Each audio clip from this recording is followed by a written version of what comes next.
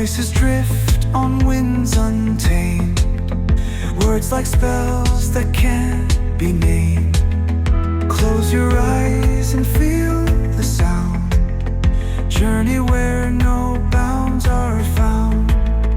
Open doors inside your mind. Leave the ordinary far behind. Colors swirl and stars align. In the meta mysteries you'll find. Welcome to Meta Mysteries, where you don't know what you don't know. My name's Jonathan. I'm Sean. And today we are getting into the oldest spell ever created. Which one is that, dude? That is fear, sir. Oh, shit. That's a heavy one. That's a good one. It is quite a heavy bad one. Yeah, and a lot of people are controlled by it. So we are here to release you of your shackles, release you of the demon that and the devil that holds you, connected to him. It's all just your mind. It's just your mind. That's it. I mean, easier said than done. All is mind. Literally everything is mind. So if the mind can give you enlightenment and grace and peace and joy and happiness and love and all those kind things, it can also do the other stuff. There has to be darkness where there is light.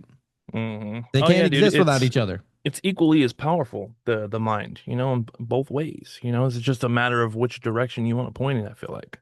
Yeah. So, what is fear really? Now, I was always told, actually, my brother told me this, that fear is an acronym, that it stands for false evidence appearing real. That's actually pretty true, I think. Dude, it's the most true. It's like, it makes the most sense. I don't know if it actually is an acronym, but it is applied well. Right. So yeah, that being said, I think that fear holds a lot of people back. It forces people into relationships they don't want to be in. It forces people into religions they don't want to be in. It forces people to do a lot of things. A lot of people, that is their inspiration. And it's animalistic, if we're being honest here. It is a lower vibrational frequency that has you by the cojones. And if you don't want to be not only ruled by fear or overcame by fear, then there has to be a little shadow work to be done on that. And that's what we're going to be getting into today. So fear and how it is used to control the masses ever since day one. Isn't that the truth, dude? You know what's funny? I actually had a thought the other day, and those cymatic the videos with the cymatics, and they have like a plate with sand on it, and they put a certain frequency, and they strum the string on it, and it turns into a certain pattern, right? And so I was thinking of that as far as like human consciousness, right? And so if billions of people have a certain belief, and with that belief there's a certain set of fears, and this group of people have a certain belief with a certain set of fears, and the whatever you want to call them, the elites or whatever you want to get conspiratorial with it, they pluck that string, and everybody kind of just conforms into a certain shape, and whoever those people are, they know the fears of those particular people, you know what I mean? And so I don't know, it was just a weird thought that I had. Like, if you know what people believe at mass, then you have a lot more control, and fear is the driving factor, I think. 100%. And it actually gets to a point, dude. It's actually like an addictive chemical. So if you ever see people that are like, I don't know, maybe they just love worrying about things. They love stressing about things. Maybe it's not even necessarily a love, but it's like they may as well love it because they do it all the time. And it's almost, and it seems counterintuitive to call something like that addictive, but it is actually a chemical. Well, one of the chemicals that is firing off in our brain, which is the cortisol. So cortisol and adrenaline, when combined, can definitely induce some fear. All right. That's really the majority, scientifically what's going on there. Right. But there is an article that I wanted to pull up over here. This is by the SmithsonianMagazine.com. If anybody knows, they probably do, because they're lying about a lot of shit, but just throw it out there.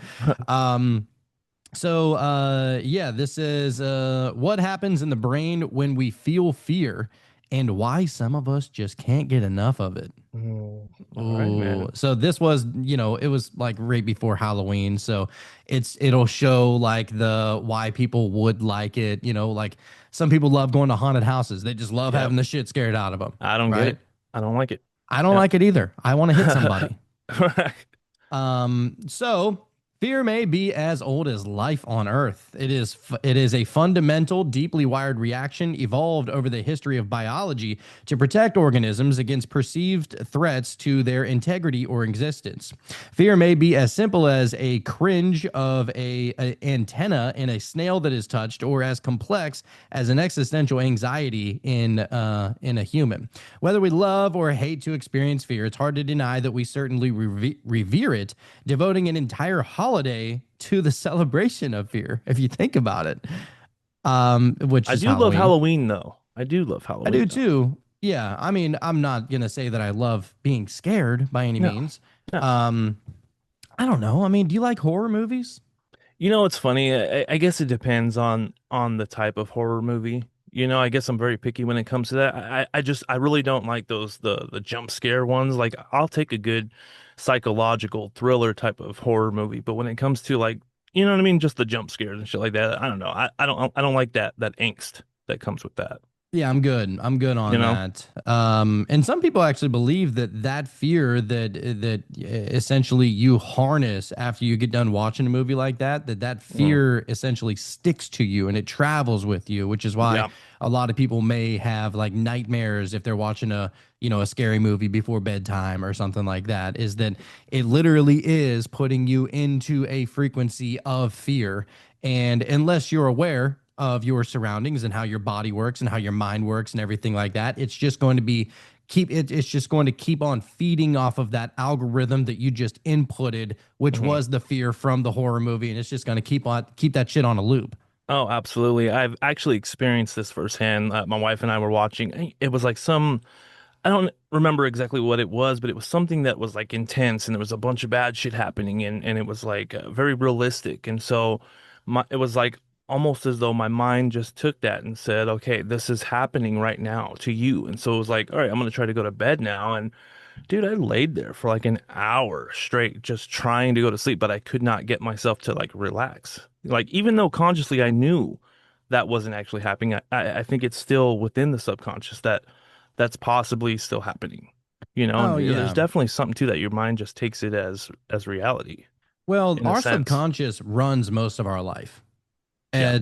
It's the operating system behind. It's like the thing that's always going on is the subconscious mind. We talk about that all the hmm time, but Yep. essentially your subconscious is kind of an algorithm in and of itself. It's just based upon all of the different experiences that you may have had throughout the day, or all of your thoughts and feelings, all really centered into one thing hmm called the subconscious. And so, yeah, it's weird how all that shit works, though. Yeah. Like And it's I so strange that we have like a whole operating system inside mhm. of ourselves that is always going, even when we're not like consciously paying attention to it.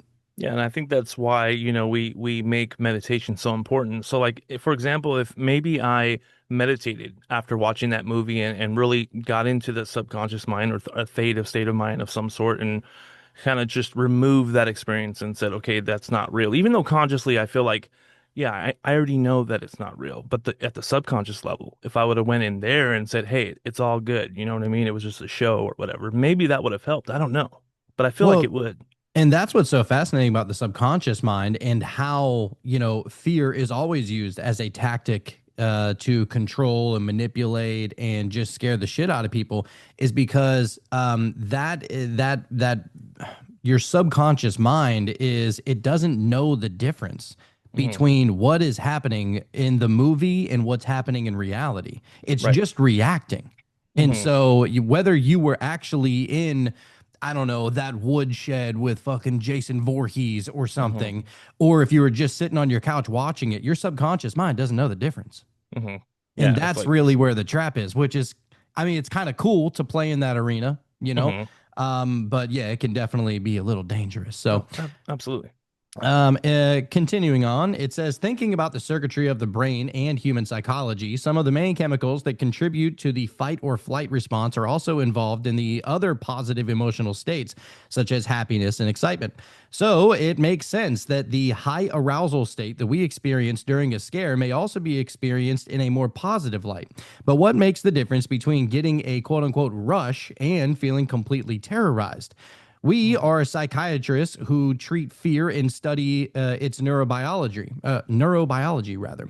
Our studies and clinical interactions, as well as those of others, suggest that a major factor in how we experience fear has to do with the context. When our quote unquote thinking brain gives feedback to our emotional brain and we perceive ourselves as being in a safe space, we can then quickly shift the way that we experience the high arousal state, going from one fear to one of fear to one of enjoyment or excitement.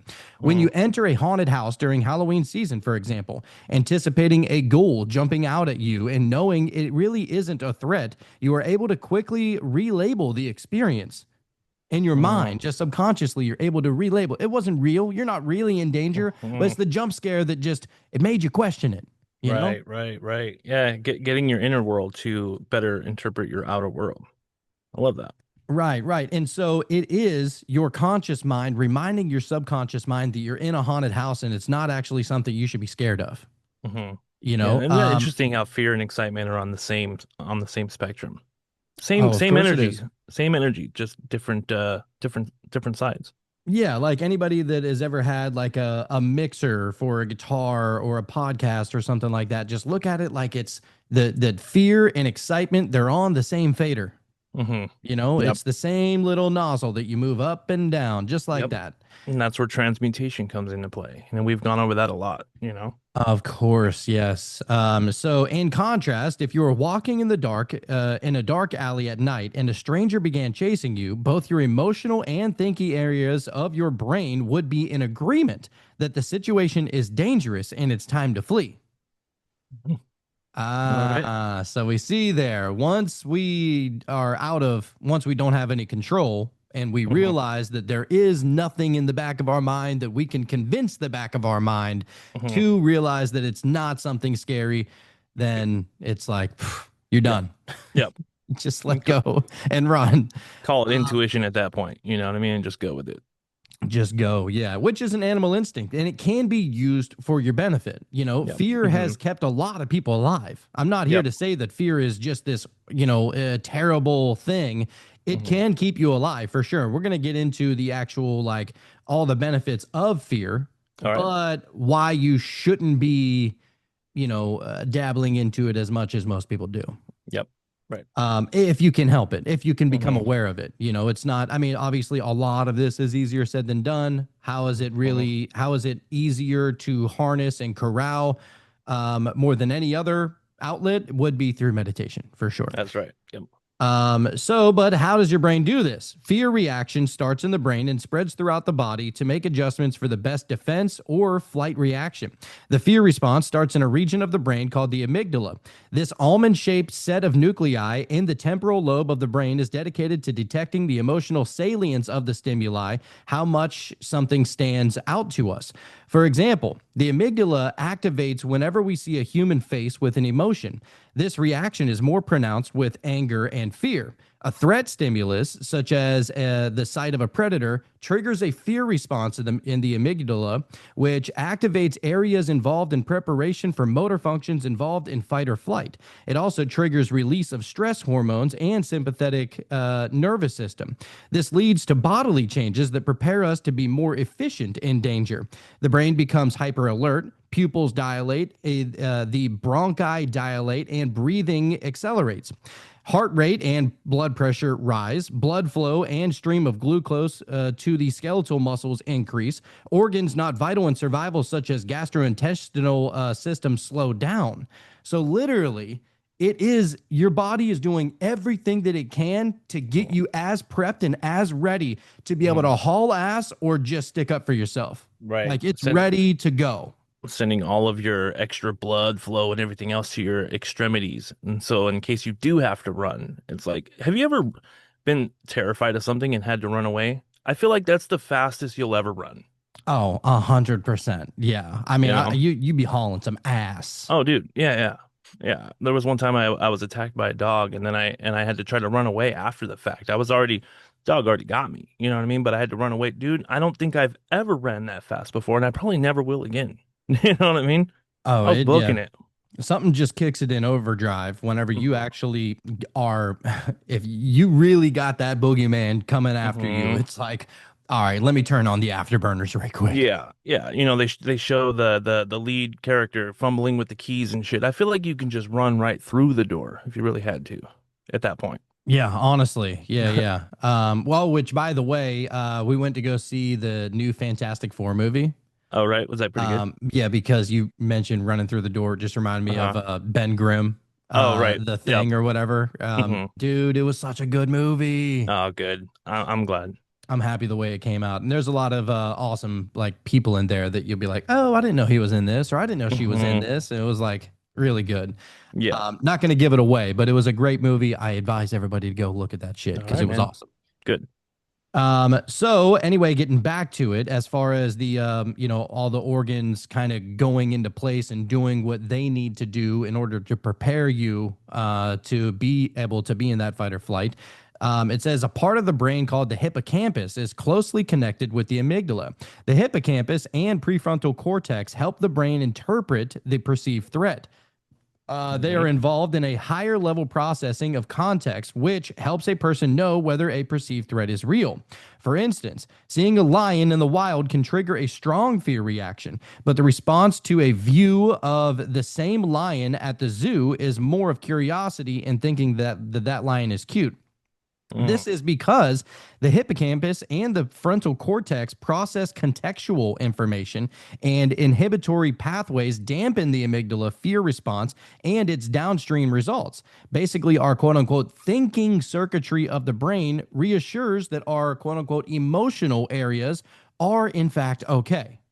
So we have so many things helping us Yeah. like in our brain. Dude, you don't like whenever you're in that, you don't think, oh wait, this is connecting to this is connecting to this, and this is gonna help me, get through this. Mhm. It's just Yeah. like natural. How it isn't Mhm. that crazy how it just naturally happens? Yeah, it's amazing how efficient and how just wonderfully designed the human brain is, man. You know, you just see the whole picture all at once, and you just know what situation you're in. You know, and I like that it mentioned, emotions on people's faces and different things. Someone's talking loud over here, and like you just automatically know what kind of situation you're in. You know, 100%. Yeah. It's man, it's just so crazy how natural all of this stuff you don't really even have is. to think about it.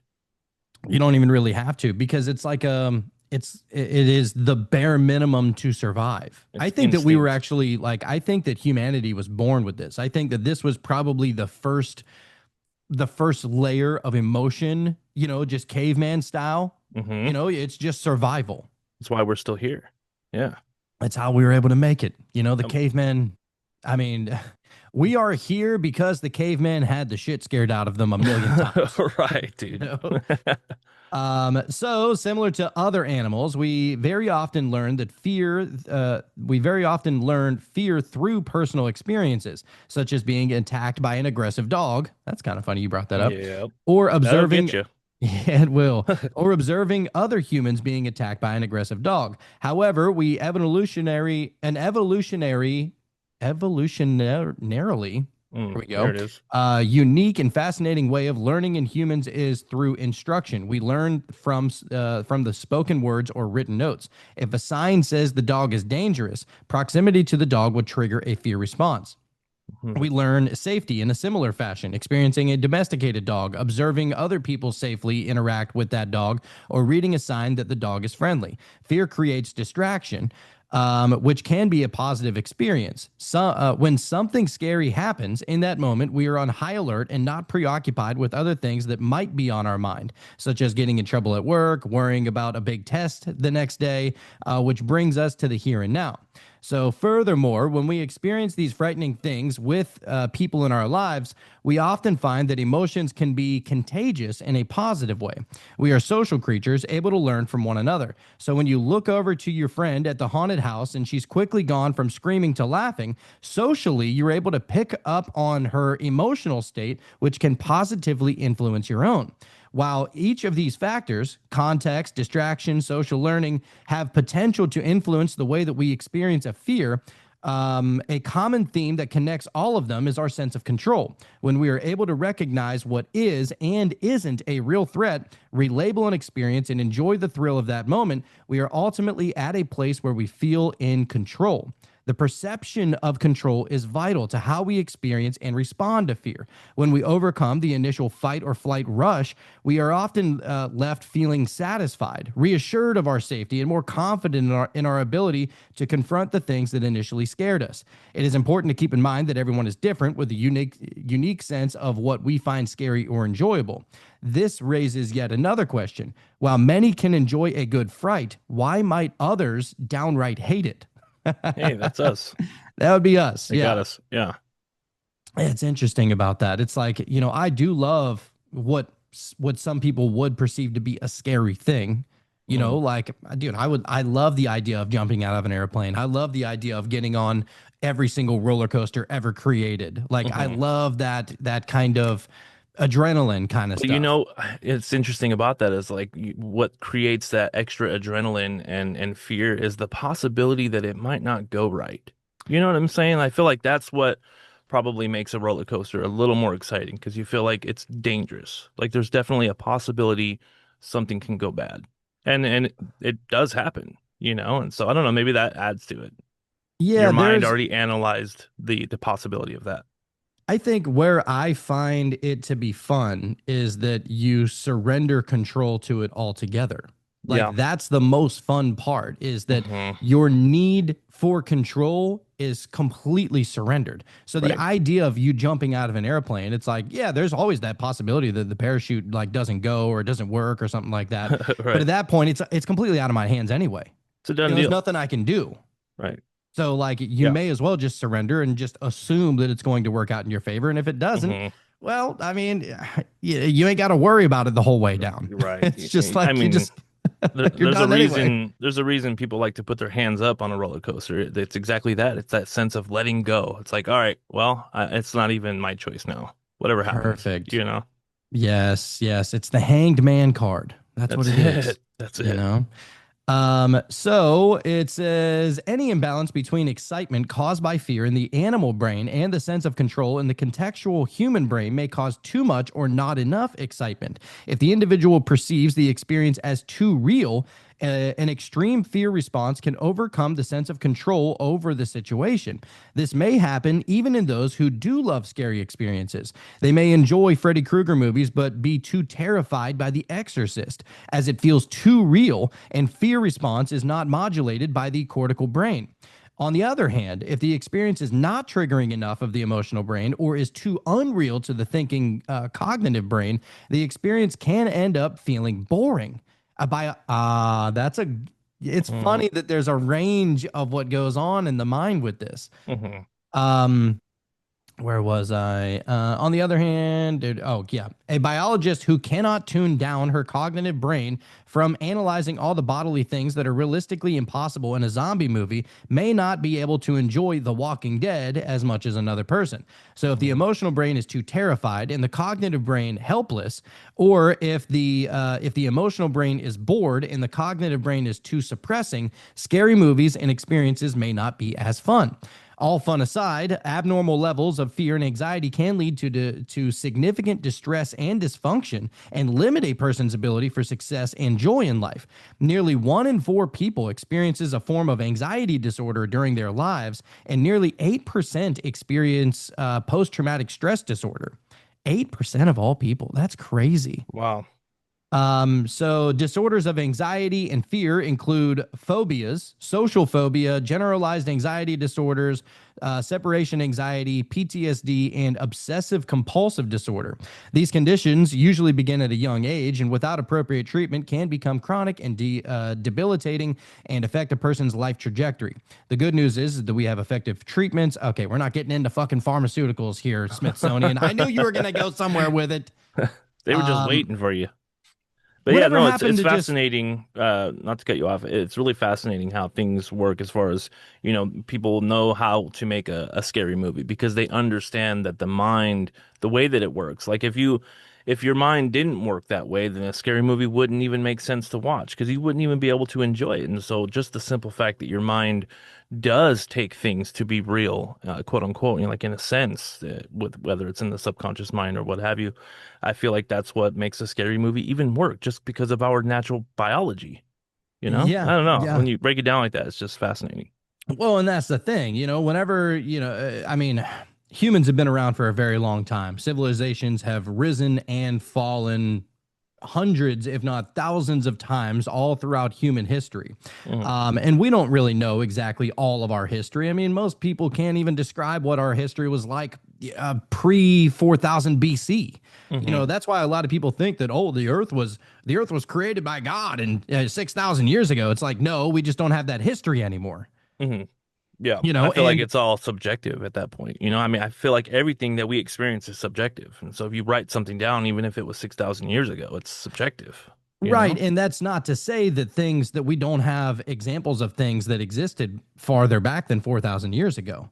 Hmm. The Sphinx dude, the Sphinx is super old. And there are plenty of different structures all around the world that predate all of that. How And old are some, they saying the Sphinx is? I want to say, like 5 or 6,000 BC. Oh, wow. Okay. Yeah, yeah, it's older than the pyramids at Giza. Wow. Wow. And there's plenty of other things too that just predate it. Hmm. So it's crazy, but it doesn't mean that there wasn't civilization beforehand, because just like the idea of the city of Troy. Like they Hmm. used to think that it was not real. They used to think that it was just in storybooks and everything until they started digging and found Hmm. out that there was a whole fucking layer beneath the city. So literally the city was built on top of where Troy used to be. Wow.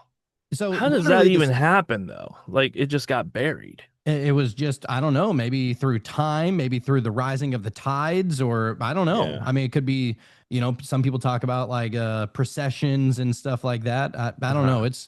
It's strange. The world has crazy cycles in Hmm. which it does away with the old and is always bringing in the new. Hmm. Constant So change. yeah, which is, it's cool, Hmm. but I don't know. I think that the idea that I'm not to get too conspiratorial here, but I absolutely believe that there are civilizations underneath our feet. You think so? Yeah, yeah, 100%. Now, whether you want to take it to an absolute like extreme where it's the whole center of the earth and Mm. there's a black Hollow sun Earth in there theory and the and hollow earth, maybe I think that would be fun. Maybe there is a whole like thriving civilization. It would make sense if there was, just mhm. from my understanding. But I just wonder even how that would work. I mean, maybe I'm just getting too logical with it, but I just wonder how that would even work. Life on the inside of the earth, like how are they? I don't know. I don't know. How does that work in your mind? well, I mean, I just look at it like the yin yang. Like we have a sun, Hmm. and if we have a sun, then there has to be an equal and opposite sun, Okay. possibly. And it would make sense. That's whenever you start getting into the black sun that could Hmm. be inside of us. And some people suggest that the Northern Lights, Hmm. what is that called again? The Northern Lights. Up in Alaska. Yeah. Is that Yeah. what that is? Okay. Yeah. But yeah, the some people say that that is actually the only reason you can see that is because the black sun is poking from the north, from the North Pole, Oh, and okay. it could possibly be projecting that. I don't know. I'm not going to get too crazy here, It's but fun. It's fun. it is You know. fun. Yeah. Yeah. It's fun to just imagine. And that's the Hmm. fun thing about all of this is that, we're all just learning. And sometimes you're going to learn true information. Sometimes you're going to learn false information. That's why we always say that we are not the teachers, we are the humble students, and That's we're right. just learning with the rest of the one out there. That's right. And at that point, dude, it's like none of it's real and all of it's real. Just depending on what you're willing to accept and live your reality through. That's all. And that's all it is anyway. Hmm. Like Yeah, all of it is just the mind anyway. So live how you want. that's it. So I want to get over to it now. I just wanted to lay a little bit of context as to where we were going with fear in Yep. kind of like a fun article, as far as Halloween goes, but just to give you a little taste of where we're going. And we're going to get into the biology of fear. We're going to get into fear in myth and religion, the All polarity right. of fear and Right. courage, shadow work and inner work, fear as a tool of control, the vibrational scale of emotions that has fear damn near at the bottom. Of All of the course. things we're Yep. getting into it. All right, man. I love it. I love it. It's one of those Okay. episodes that everyone's gonna fuck with, I think. I think You so, know? because how are you going to do shadow work if you don't even understand what's in the shadow? Yeah. You Yeah. know, What where does it aspect all of the begin? shadow are you dealing with? What is it that causes you that fear and prevents you from doing your best? What stops you? Yeah, well, and then ultimately you build your own archetypes to encompass these fearful things. There's Mhm. this show, dude, that I loved, and it's a DC comic show. I think it's on HBO, but it's called Doom Patrol. Uh-huh. And there was this little girl on there, and she was like I guess for a lack of a better term, like a demigod. She was like part human and part something extra, right? Okay. And she had the ability, like she would create, like her fear was manifested in her mind so much that it was able to project outward. And Oh, that's cool. dude, it was so crazy. Maybe I need to start watching that. I've heard you talk about it several times, so I might have to just check it out. Oh, dude, Brendan Fraser's in it. Enough said. Oh, fuck. Okay. I All right. mean, Say I less. love him. Say less. They got a bunch of other really good actors in it too, so you would like it. All right. So, today we are diving into one of the oldest, most primal forces that has shaped human behavior since the very beginning, and that is fear. Fear is universal. It's the whisper in the dark that makes us hesitate before stepping forward. It's the sudden tightening in our chest when we sense danger. It's also the quiet, lingering anxiety that keeps us from chasing our dreams or speaking our truth. On the surface, fear seems like a basic survival mechanism, but today we're going much deeper. We're going to look at fear as more than just a psychological state. We're going to treat it as a spell, a force that not only influences individuals, but entire societies, cultures, and spiritual paths. What if fear isn't just an emotion? What if it's an energy? What if, just like love, gratitude, and joy, fear is a frequency, a vibration? And what if that vibration is something that has been hijacked and manipulated for thousands of years to keep us small, obedient, and disconnected from our higher selves? By the end of this episode, I want you to walk away with a new understanding of fear, not as an unavoidable part of life, but as a doorway that leads to power if we're willing to walk through it. Oh shit, dude. I love it. I love it. Take us there, man. All right. So, the biology of fear, we kind of talked a little bit about this, but I wanted to just kind of glance over it a little bit. So, we're going to start with the basics that fear is wired into our biology. It's not quote unquote bad by default. In fact, it's essential to our survival. When we sense danger, our nervous system kicks into overdrive. Adrenaline and cortisol flood our bloodstream, our pupils dilate, our heart rate skyrockets. This is the classic fight, flight, or freeze response. People always forget the freeze part, Mm-hmm. but it's probably the most Definitely an common. aspect. Oh yeah, for sure. You You just ever stand there see, and do nothing, because you're just like in shock of what you're witnessing. Yeah, dude. dude, it just reminds me of of Austin Powers whenever he's in like the forklift or whatever, and there's a guy that's like a mile away, and he's like, He def he "No!" definitely froze. Yeah, he's like, move, move. He was frozen for like 5 minutes. It was just, And they still ran him over. Like oh god, they just don't make them like they used they to. don't. They sure don't. So, for our ancestors, this meant life or death. If a predator was in the bushes, fear kept them alive. But here's the problem. In our modern world, the same ancient system is firing off constantly, often for things that aren't actually life-threatening. A bad email from your boss, a bill that you can't pay, a relationship fight, social rejection. Our bodies don't know the difference between a tiger in the jungle and an angry comment on social media. That's facts right there, dude. Dude, You right? know, you start to create this other world, you know, and then you finally get to the point of whatever's going to happen. And it's like, oh, that wasn't even the reality of it at all. But for whatever reason, the last 2 hours, I've been just living in that reality. You know, that's where we get back to the multiple realities, dude. You know, you can make your own world. Oh yeah. Well, it's like they say, um, the worst thing that's ever happened to you is the worst thing that's ever happened to you. Yep. You know, you can't necessarily compare your experience to a caveman's experience or somebody that's in the middle of a an active war zone or something like that. You've never been there. So you Yeah. don't have anything to compare it to. You only have it to, you only have, your fear to compare to other experiences that you've experienced of fear. Right. And it's kind of interesting how somebody can have a particular fear and just that's the worst thing ever, dude. And then you look at that and you're like, what? Why is that even scary at all? You know what I mean? It's just so interesting. You just fully accept something. You know, that being said, I still haven't brought that Ouija board in my house because I'm like, you know what I mean? I'm like, maybe I'm fearful of that. I don't know. Let me make sure I'm not before I fuck around and find out, you know? Right. Yeah, I get it. I get it. Because I know the imagination is strong, dude. You know, and if I create that world, my imagination is going to be feeding into that. And then all of a sudden, I'm seeing a shadow figure or some shit. You know, who knows? Well, we're gonna bust that baby out. We're gonna find out. I don't live in fear, or Right. I don't run from fear. I live in it. There Okay. it is. I was born in it. You simply adapted to the dark. So when fear lingers, it becomes chronic. The brain shifts into a constant state of hypervigilance. The immune system weakens. Digestion slows. Sleep becomes shallow. Creativity, intuition, and higher reasoning, all the things that make us human, get shut down. And here's where this gets especially interesting. When you're in fear, you're easier to control. We're going to explore a little bit of that later, but for now, I want you to understand that fear is a biological program, one that can be hijacked.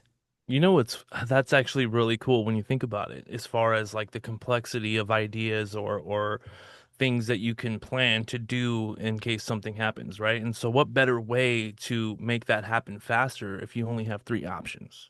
You know what I mean? It's like that's perfect actually. It's super efficient in that way. Oh, dude, if it wasn't so evil, it would be brilliant. Yeah. So Right. genius. I mean, Yeah. it is literally hacking the human mind whenever you put Mhm. people into fear. Because if you're, imagine this, you're a fucking an emperor of an empire, right? And you don't, I mean, look, you're trying to keep this empire together, and you need Right. all the people doing all the things to keep it in place. Mhm. You can't be having old Jeffrey thinking Mhm. for himself, right? Like you got to I tell told him. Jeffrey about that, but he just, keeps coming on with it. That's what I'm saying, dude. You gotta inspire fear into him, right? Mhm. I'm like, and look, I just became an emperor. I'm still new at this. Like, I'm still trying to figure it out. Give me time. yeah, yeah. And so you tell Jeffrey, look, you keep on thinking for yourself. Mhm. Oh, watch out for those fucking demons. That's where the Right. demons play in there. That's it. That's where they're Okay. at. You don't want That's to where be they are. judged. You don't want to be Mhm. judged. We gotta make sure that whenever you're doing this meditation, that you're not opening up a doorway for the infinite evil that is Mhm. always lurking. lurking. Yep. It's there, Every dude. time. It's there. You've been I'm like, warned. why isn't the good stuff ever lurking? It's always the evil that's lurking. That's where the fear is, man. You know that. That is where the fear is. So now we're going in. Oh, that's perfect. We're going to get into fear in myth and religion. So All right. it's in every single myth. It's in every single religion. No, it doesn't Right. matter which one that you prefer. Mhm. It all has it. Right. And Just so built in. it's built in. Yeah, of course. So now let's go from biology to theology. Fear has always been a tool of control. Go back to the earliest religions. Fear of the gods kept people in line. Do this ritual or you'll anger the gods. Break this taboo or you'll be cursed. Entire societies were structured around fear of divine punishment. In Christianity, there's even a phrase that gets repeated over and over: fear God. Mm. Some Why? people are proud of that. I They're don't like, feel like that's are you a God-fearing man? right. Like, Yeah. no, Should, I'm should not. I should actually. I be? Should I be a So now the theologians will say that this means that they were basically taking it out of context, but what they actually meant whenever they were trying to tell people that you should fear God is that it means reverent awe. Okay. I don't know if I that's the don't know if same thing. that's yeah. Right. But historically, that wasn't how people took it. They meant actual fear, obey or burn, follow or be cast into eternal torment. Think about that. Entire populations were conditioned to view God, the source of all love, as an entity to be terrified of. That's not the language of enlightenment. That's the language of control. This isn't unique to Christianity. Ancient Egypt had ma'at and the weighing of the heart. Fail the test and your soul is devoured. In Islam, the concept of Jahannam, I'm probably saying that wrong, Jahannam, something like that, which is hellfire. It looms over those who disobey. Even in Hinduism and Buddhism, karmic fear kept people from deviating from their dharma. Fear has always been the great enforcer across all spiritual traditions. And here's the wild thing. When people are in fear, they'll accept anything. Fear keeps you from asking questions. It keeps you from exploring. And more importantly, it keeps you small. Oh, don't even look over there. You know?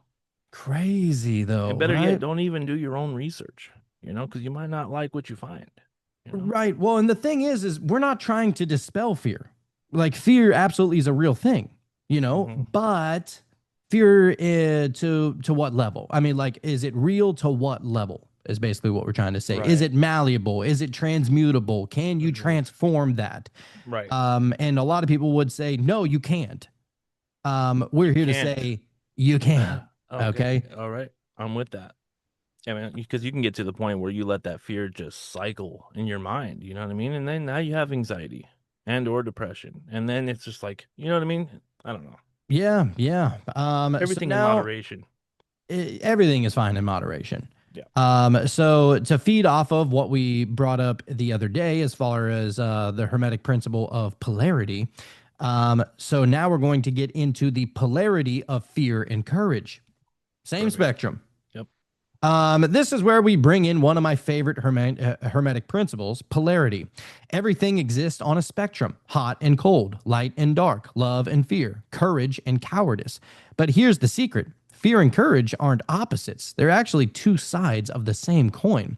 Fear isn't a wall, it's a signal. It tells you where your edge is. It shows you where you're being called to grow. That's why so many mystics, from Christian saints to Buddhist monks sought out fear. They didn't run from it. They sat with it. They understood that fear is the raw material that, when transmuted, becomes courage.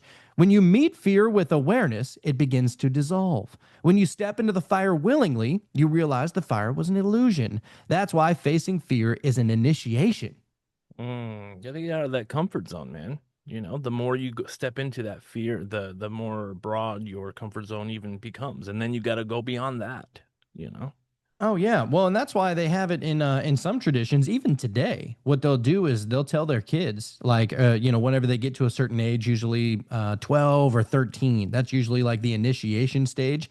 What they'll tell them is like, all right, you're going to go off into the forest. And I don't remember if it was like, I don't know, a few days or a week or a couple of weeks or something like that. You got to go off into the forest and you got to fend for yourself. And they're, the little kids are like, why? I don't want to go out there by myself. That's the point. The point is to overcome that fear of the unknown, to overcome the fear of anxiety and that lower level shit, to know that you can overcome it, to know that you can do something about it. And so they come out and literally they're in there for a little while, and they come out and, they're told to like meditate while they're in there, because from what I understand, whenever you meditate, you're almost expanding your energy bubble, or expanding your aura in a sense. If you can meditate and connect to the frequency or the algorithm of the forest itself, you're not going to be sending off any kind of triggers to the rest of the forest. You know what I'm trying to say? So, and ultimately, like, you'll have like predators that feed on fear. Like, they literally smell your fear, right? So if you can learn to not give off that that whatever that is, I don't know if it's a scent or some kind of vibration that they're picking up on or whatever, Mhm. but if you can learn to refrain from getting into that fear vibration, then maybe you can just sit there in oneness and in wholeness. Mhm. And that's the idea, is that you can manipulate your surroundings by manipulating and becoming whole internally. That's right. So That's right. whenever you become whole internally, you realize that all of everything on the outward is just a projection of everything that's on the inward. And so That's what right. those kids do is that they come out of that jungle or out of that forest, and they go back to their village or whatever, and they go talk to their mom or dad, and they go, "Oh my God, I literally am God." Right? Like that's what they Right. say. And the Right. parents are just like, "Well, it's about time you figured that out." Yeah, Like right. every time. It's Oh, like wow. it's like understood. Wow. That's crazy. That's crazy. I mean, think about it. How often would anybody do that? Go into the wilderness and just meditate for hours or all day? It's like, I feel like we need to do something like that, Well, why just would to you see what that's willingly put like, yourself in danger? to make your comfort zone bigger, man. That's Understand that it. that wilderness is nothing to be afraid of, you know? Yeah, yeah, that's kind of it right there, dude. Oh, this led perfectly to the next segment, which is the shadow and inner work. Your boy Okay. Carl Jung, sir. So, Carl Jung called fear a messenger. He believed that fear often points to the shadow, the parts of ourselves that we don't want to acknowledge. Maybe it's a childhood wound, maybe it's a repressed desire, maybe it's a part of our identity that we've been taught to be ashamed of. When you run from fear, you stay fragmented. But when you turn toward it, something magical happens. You integrate, you become whole. That's what the shadow work is. It's shining light on the parts of yourself that you fear. So here's a practical exercise. The next time you feel fear, don't try and push it away. Ask it a question. What are you here to teach me? And then you would Mhm. journal about it, meditate with it, bring it into the light. This is how you transform fear into wisdom. This is transmutation. Mhm. That's interesting. Carl Jung's always on some shit, dude, you know? Oh, The dude. understanding that the stuff that you don't see it's there, and you're not ultimately trying to get rid of it, man, but just embrace it and understand it, at least. Just become don't be strangers to what your fear is actually made up of. Mhm. You Right. know, a lot of people they have fear and they have anxiety and they have depression. They don't even know what the fucking root cause of it is. You know, Mhm. they've suppressed it so much, they tried to drown it out so much that they have damn near forgot what it all stems from in the beginning. Because Right. and that's the thing. It's that, the tiniest little fire. I mean, think about a cigarette can light up a whole forest, Yep. right? Mhm. Only you can only you can stop. What does fucking Smokey the Bear say? Yeah, something only you can prevent forest fires, right? Yes, Yeah, yeah. yes. And that forest is like an analogy for your life and how it's going, and that's perfect. Yes, yes. So, nextly, we're going to get into fear as a tool of control. Now we're going to talk about the elephant in the room. Fear is isn't just a fear isn't just a personal experience, it's a social technology. Governments use it, corporations use it, the media uses it. Fear sells, fear controls, and fear manipulates. Look at political campaigns. What do they say? If you vote for them, if you vote for them, your life will be destroyed, right? Like Of all the course. time. It's always like extremes of both dichotomies. Yep. I mean, the world is literally coming to an end if you vote for this person. Hmm. They are literally the Antichrist is summoned in real Hmm. life of all the thousands of Embodied. years, of all Yep. the thousands of years of prophecy. The time is now. The Antichrist is here. It's always Okay. right now, right? I mean, It's always right actually, now. it is always now. There It is is no always right now. later or yeah. Yeah, I guess they're right then. Yeah, I guess. Yeah, if you vote for them, your life will be destroyed. Look at the news. Mhm. This new disease could kill millions. This Yep. country is coming for you. This new threat will ruin your future. It's constant fear programming. But here's the ugly truth. A fearful population is a compliant population. And this isn't new. Ancient rulers did it with myths or of divine wrath. Modern rulers do it with terrorism alerts, pandemics, and economic collapse. Fear has always been the easiest way to keep people obedient. Mm. Yeah, man. Many, many, many different examples of how that has worked. You know, it's like in Men in Black, you know, Tommy Lee Jones. He's like, you know, the masses, basically groups of people are stupid. Like they panic, they form group thought, and you know, especially whenever you got panic, you know, multiplied by group thought, it often becomes intertangled with everybody else's fears compiled on top of that. Yeah. But you talk to the individual's smart. You know, Yeah, the group I just is saw the dumb something. part. I just saw a video like that. I don't know who was saying this, but he said something about like an angry mob has no mind, you know? So No, it doesn't. perfect It just has a certain set of um inputs. behaviors and Yeah.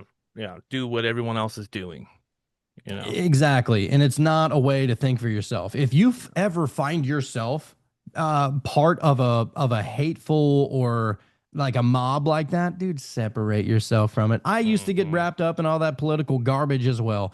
I have Tribalism. completely separated myself from looking at the world as if there's a good guy, because there really ain't.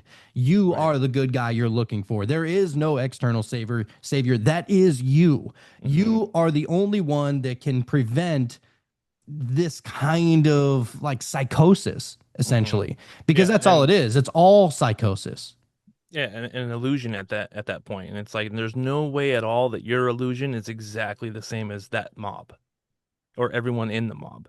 Right. Yeah, that's the thing. Everybody, you know, we all might be. It's almost like there was a time where I witnessed a car crash, and I was the person literally right behind this. Like this car, this woman ran out.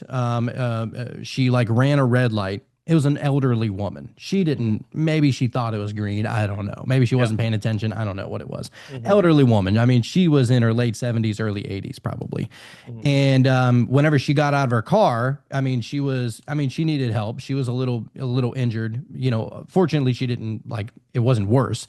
But there were a lot of people that stayed behind and tried to help and, you know, call the police and call the ambulance and make sure that she got there. And there was like 3 or 4 of us that stayed behind to help this elderly lady, right? We helped her, you know, move the car to the side and help her, you know, with the paramedics and shit like that, right? Or not paramedics, but ambulance and stuff like that. And at the end, we all had to talk to the police. All right, what happened here? You know, who was in the wrong? Who ran out in front? I mean, somebody was driving when they weren't supposed to be driving. Right. Right. And the cops came and talked to all 3 or 4 of us, whatever it was. And each of us gave a completely different story. Wow. We all saw the same exact thing, Right. but The how we one all, thing happened. Right. but how we all perceived it, it was a different story. Right. So isn't that some crazy? people are probably Because- saying the light was green. You were like, no, it was for sure red, you know, but from their vantage point, they were seeing the other signal and just kind of associated it with her light signal, and a bunch of shit could be happening. Well, and also think about what's going on. First of all, the lady that just got it, or the 2 people that just got into the crash, their adrenaline is skyrocketing through the roof. They don't even remember what the fuck they were thinking, right? And then everybody that witnessed that, it put us into a state of unease and, you know, almost disassociation at that point. And that's the idea, is that it was kind of a fearful thing that happened, because even though it didn't happen to you, your subconscious is like, holy shit, as if it's happening to you. And so that's where that fear would come in, and that fear is almost taken over, not allowing you to think correctly. And so therefore, if you're not thinking correctly, your mind is now being run by your emotions, which is being run by that fear, which paints an entirely different picture from what is actually going on in reality. Right. Now scale that up by about 1 billion people. You know what I mean? Exactly. Oh, Yes. shit. So it's wild how the mind works. So yeah, fear has always been the easiest way to keep people obedient. Of course it is. You don't have people stepping out of line. Now we're going to get to the vibrational scale of emotions. This is where it's going to get kind of fun. I mean, it's all really fun, but I like looking at the vibrational scale.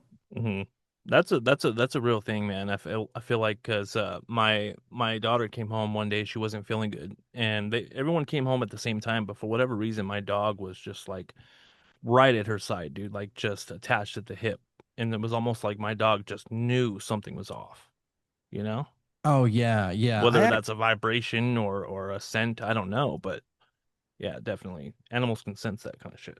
Oh, they definitely can. It's something that it's an electrical impulse or some kind of, sonar or whatever that's Mm, going off. I don't know. But this is what I wanted to show here. The vibrational scale of emotions that was created by this guy named David Hawkins. And this is all based upon the scale of, here we go, the frequency level. So it's essentially taking an emotion and seeing what the frequency level is. mhm, So you have, starting all the way at the bottom, the worst vibration is actually shame. mm, So you would interesting. think that it would be fear, but fear you can still work with, right? Well, Like because it's transmutable, right? That makes sense, fear is actually. transmutable.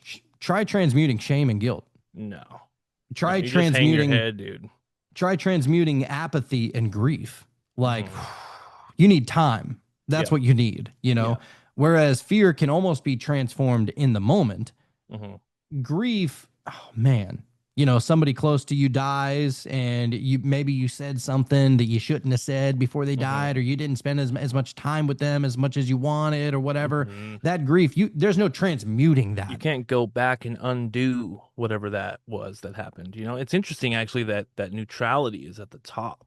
You Oh, it's know? not at the top. It Oh, goes all the way up. oh wow. Yeah. I was like, okay, my bad. It's so yeah, it goes from the shame. So shame only has a frequency level of about 20. Okay. Oh, okay. 20, and this is on a scale of 700. So Holy the fuck. frequency scale of shame is the most minute one. It still gives off a frequency, Hmm. not a good one. It's Not a what you very want. low one. So Right. whenever we talk about these lower vibrational experiences that you have, maybe whenever you get done watching a scary movie, or maybe you have sleep paralysis or something like that, Hmm. whenever that fear or any one of these things, the shame, guilt, apathy, grief, fear, anger, desire, like all these things, whenever any one of these things creep in during a circumstance or in a situation like that, Hmm. then you're far more likely to have a negative experience. I feel like that Hmm. is like 1 + 1 = 2. That's just understood at this point. Yep. Right. And so you work your way up. So shame has one of a frequency level of 20, guilt has a frequency level of 30, apathy has a frequency level of 50, and then so on. It goes up to grief and then fear. Fear is actually the one, two, three, four, fifth, the fifth worst vibration, Wow. which is That's crazy. at You about wouldn't a think that. hundred. You would think Hmm. that fear would be at the bottom, but then you don't think Yeah. about the shame and the guilt and all that stuff. Hmm. Right above fear is desire.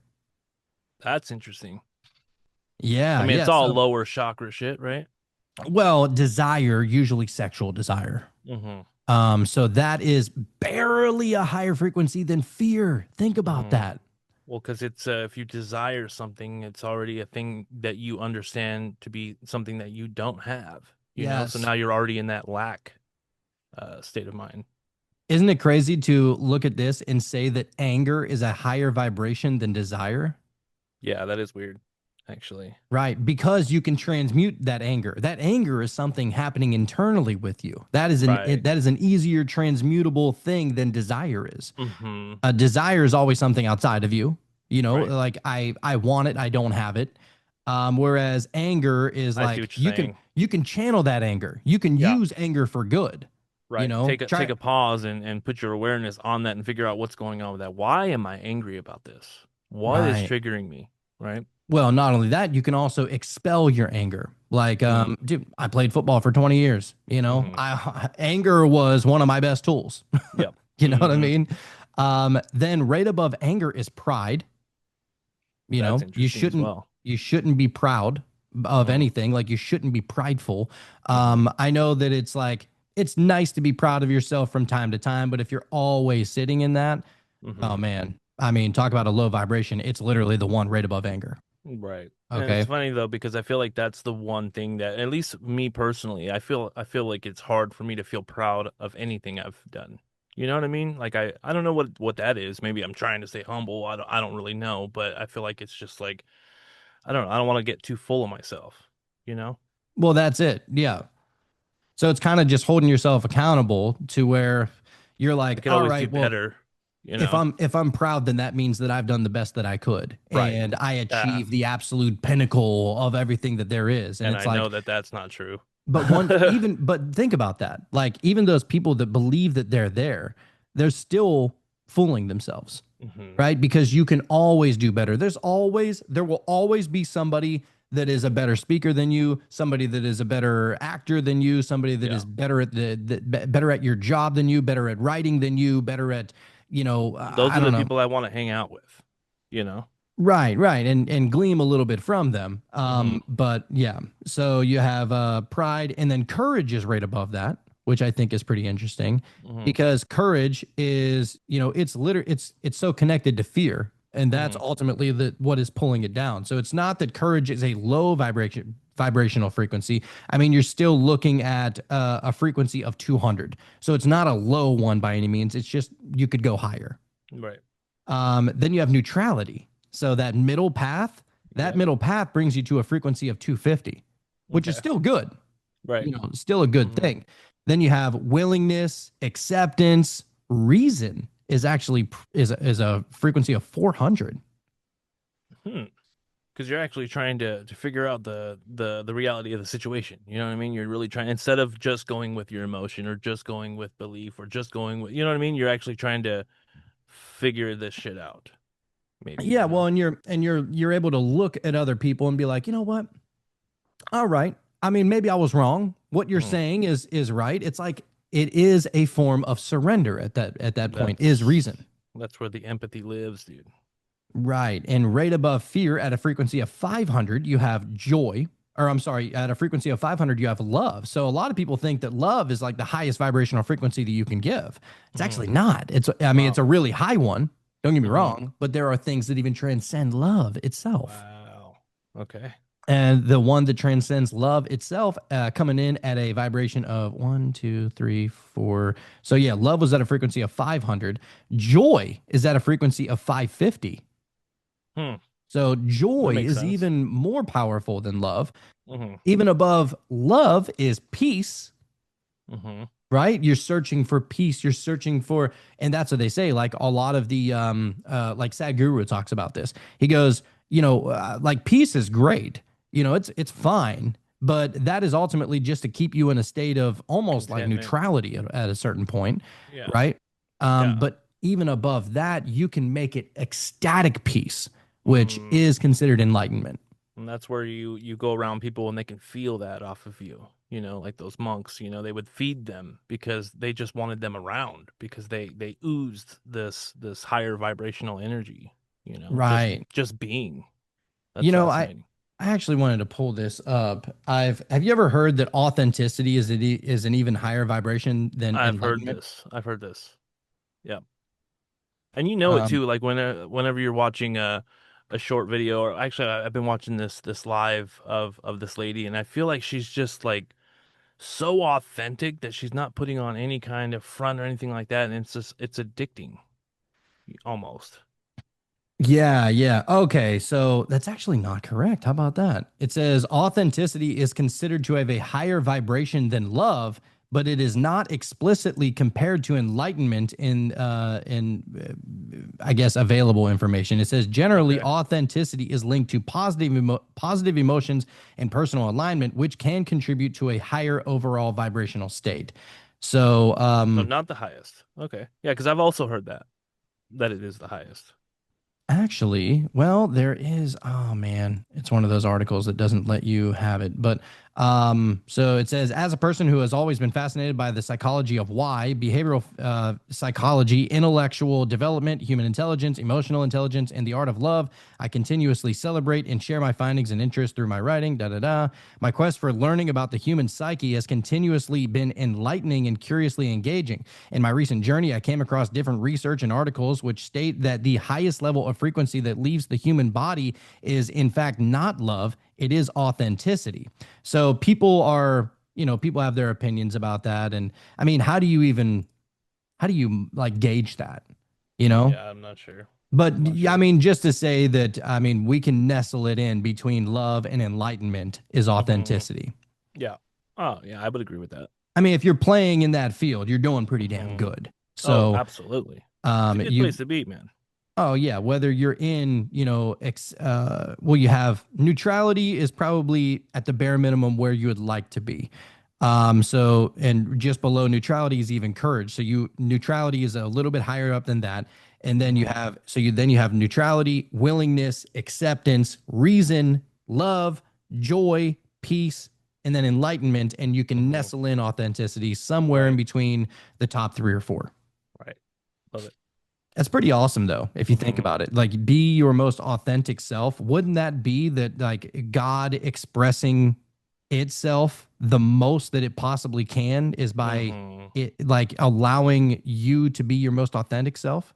And I think that, takes a lot of courage, That's one of the steps to get there. You have to have courage to be okay with expressing your truth and get, on your path to enlightenment. Damn, I wonder though. I'm kind of going back and forth with this now too. I Hmm. feel like maybe authenticity would be higher than enlightenment. Maybe I'm wrong. I don't know. Yeah, I'm not sure. It's a I'm not heavily sure. I have debated I've topic. I've definitely heard that it's up there. But I mean enlightenment, I feel like that you're just transcending everything at that point. And so if you look at it that way, I don't know. Yeah, I guess so. Yeah, because even your most authentic self would be maybe just the highest, um, your highest version of your ego at that point, maybe. Hmm. Yeah. And the enlightenment just transcends the ego altogether. Good point. All right. Yeah, Zero we figured it out. attachments and all right. We At cracked the least we code. think so. Yeah. All right. Well, yeah, I can get behind that. Yeah, so enlightenment still would be even higher than authenticity. That's not to take away from authenticity. It's not to take No, away from love or, courage. Like all these things are it's still all really I feel good. like it's all part of it. I feel like it's all just on your path, You have to experience all of those to get to enlightenment. So it's just part of it. It's all part of it. Yeah. So now we're going to break down a little bit more of the vibrational scale of emotions.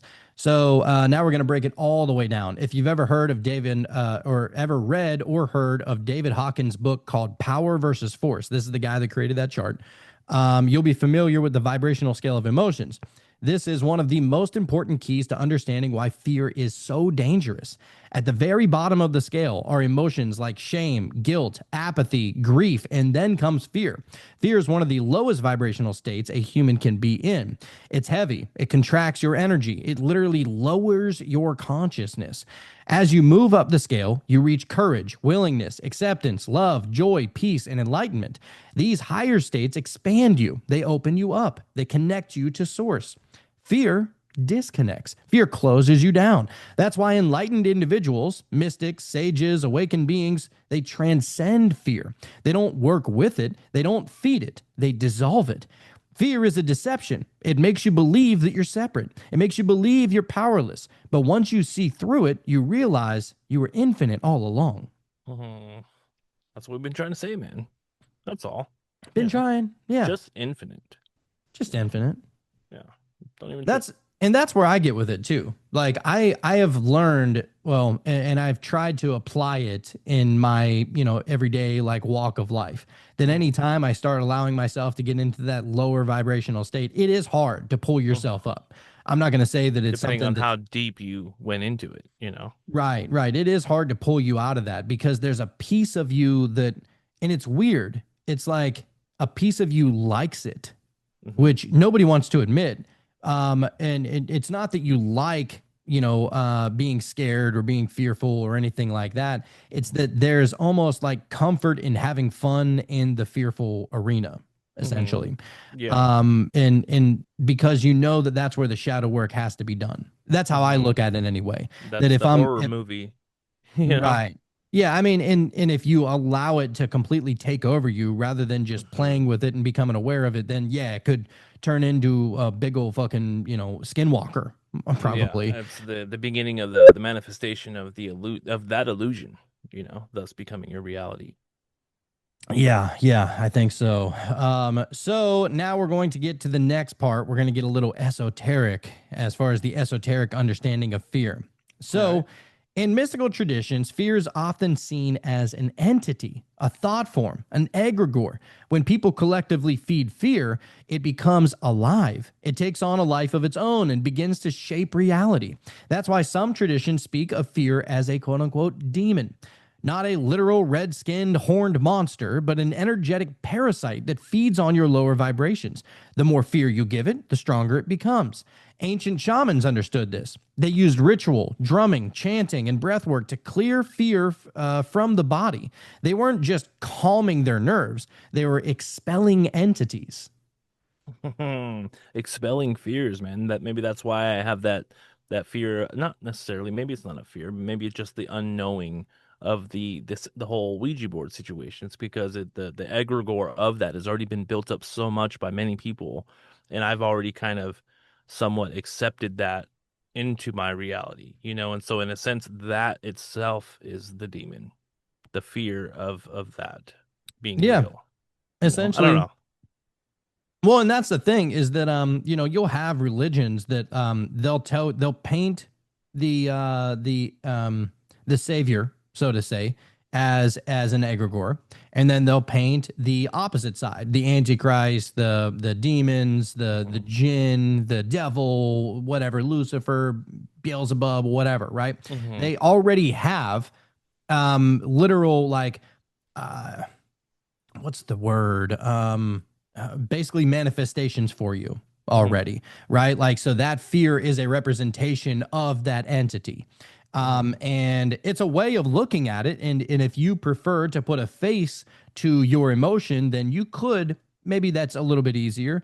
For Mhm. example, Jacob had his whole experience with a quote unquote demon, right? Mhm. And so that was essentially, if you think about it, that was just his fear made manifest so that he would Mm. be able to overcome it. Because a lot of people, they don't know how to put a face onto the things that they fear. The Mhm. face that the things that they fear is ultimately what scares them the most is because it doesn't have a face. And so Mhm. whenever you're able to apply a face to it, you're able to apply an identity to it, then Mhm. you have the elixir already, right? If Right. you have a demon, all right, call on Archangel, call on Mhm. Jesus, call on God, because I know that they are going to expel this negative energy, this negative manifestation, or Yeah, whatever you want to call it, right? that's interesting. Yeah, making it tangible, That's wow. I never even thought about it that way. And it makes sense whenever you put it into those terms, right? And so Mhm. you could see why they wanted to label these things as, evil incarnate, because um, if you think about it, evil and fear and all these negative, lower vibrational things, what's scary the most about them is that they don't have a face. Mhm. Is that you don't know how to defeat them. And that's Mhm. why they remain in the dark. And that's Yep. why whenever people see shadow entities, it's not necessarily that this thing is absolutely real, it's that it doesn't have a face yet. And so Mhm. it makes it harder to defeat.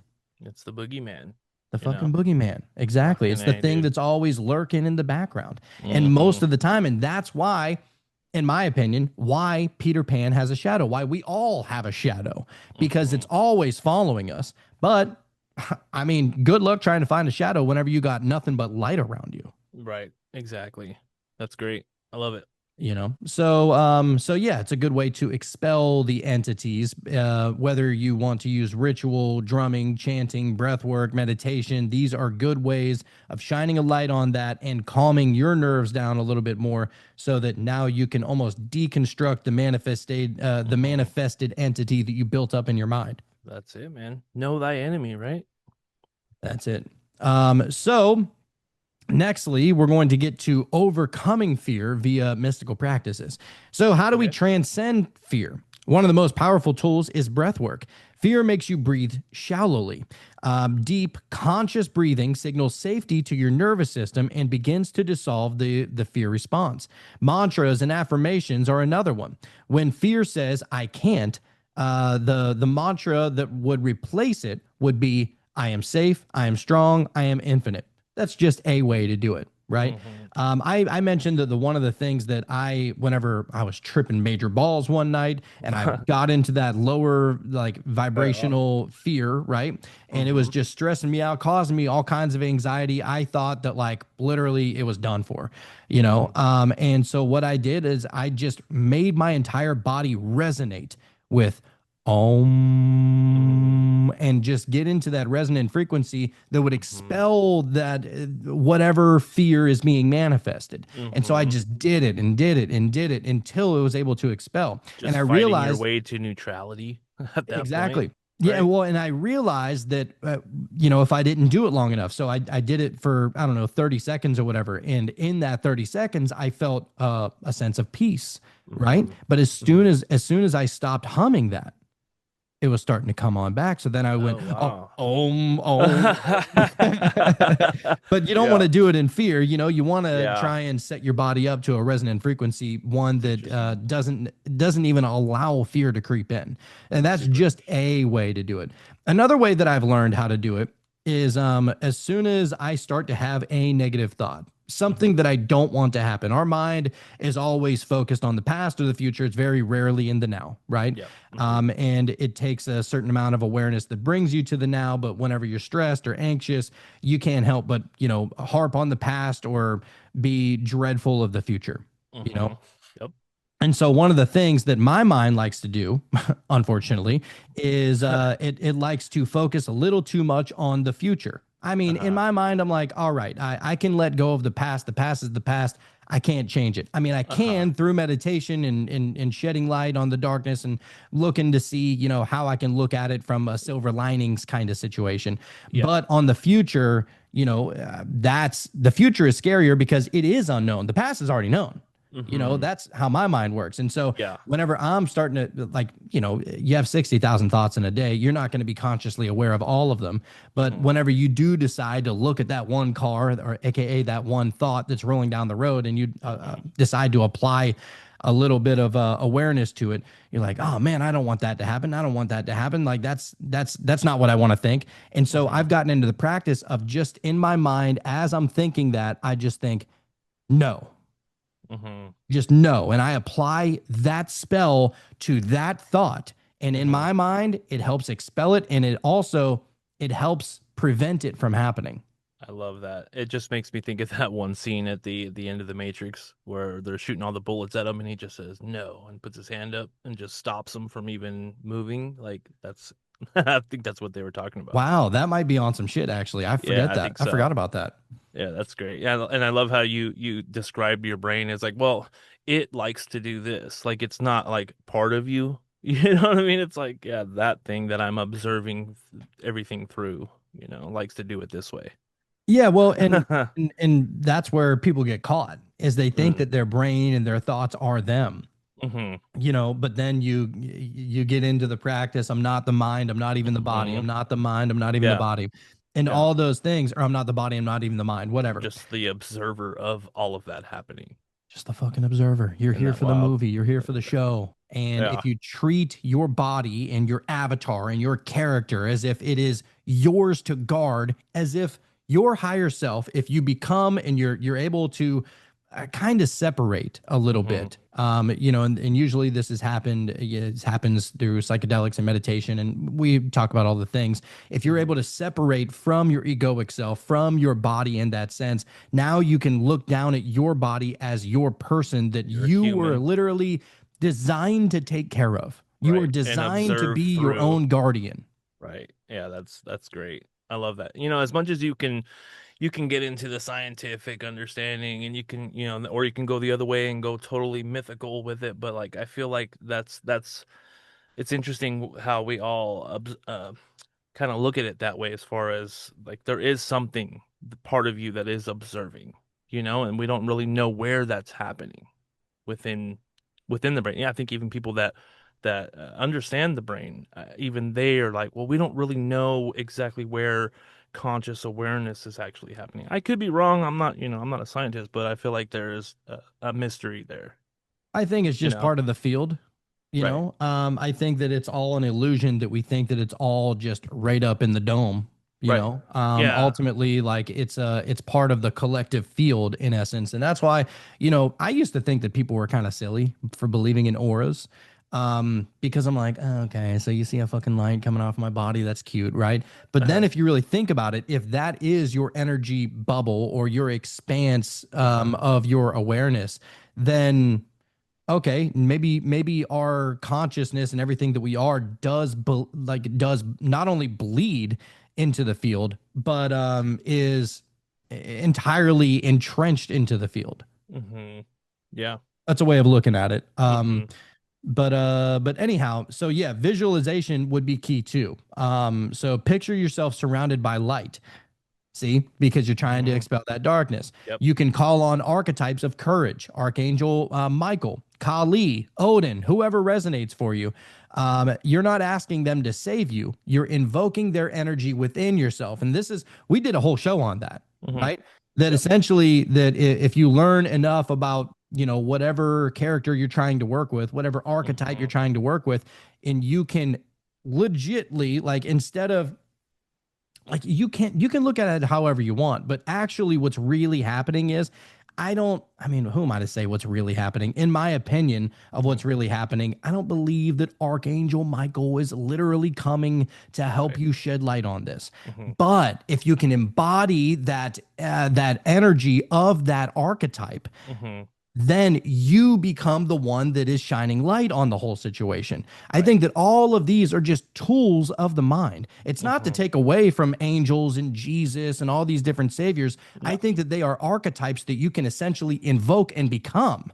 Hmm. Well, not only it's not even something that you have to build up or anything. I feel like to go off of your point, I feel like those archetypes are all just built into consciousness itself. And so even the Christ consciousness, or like you said, Archangel Michael, it's an energy and essence that you can embody because it's already you. It's already there. You just have to put awareness on that particular entity or whatever, just a certain Exactly. aspect of your consciousness.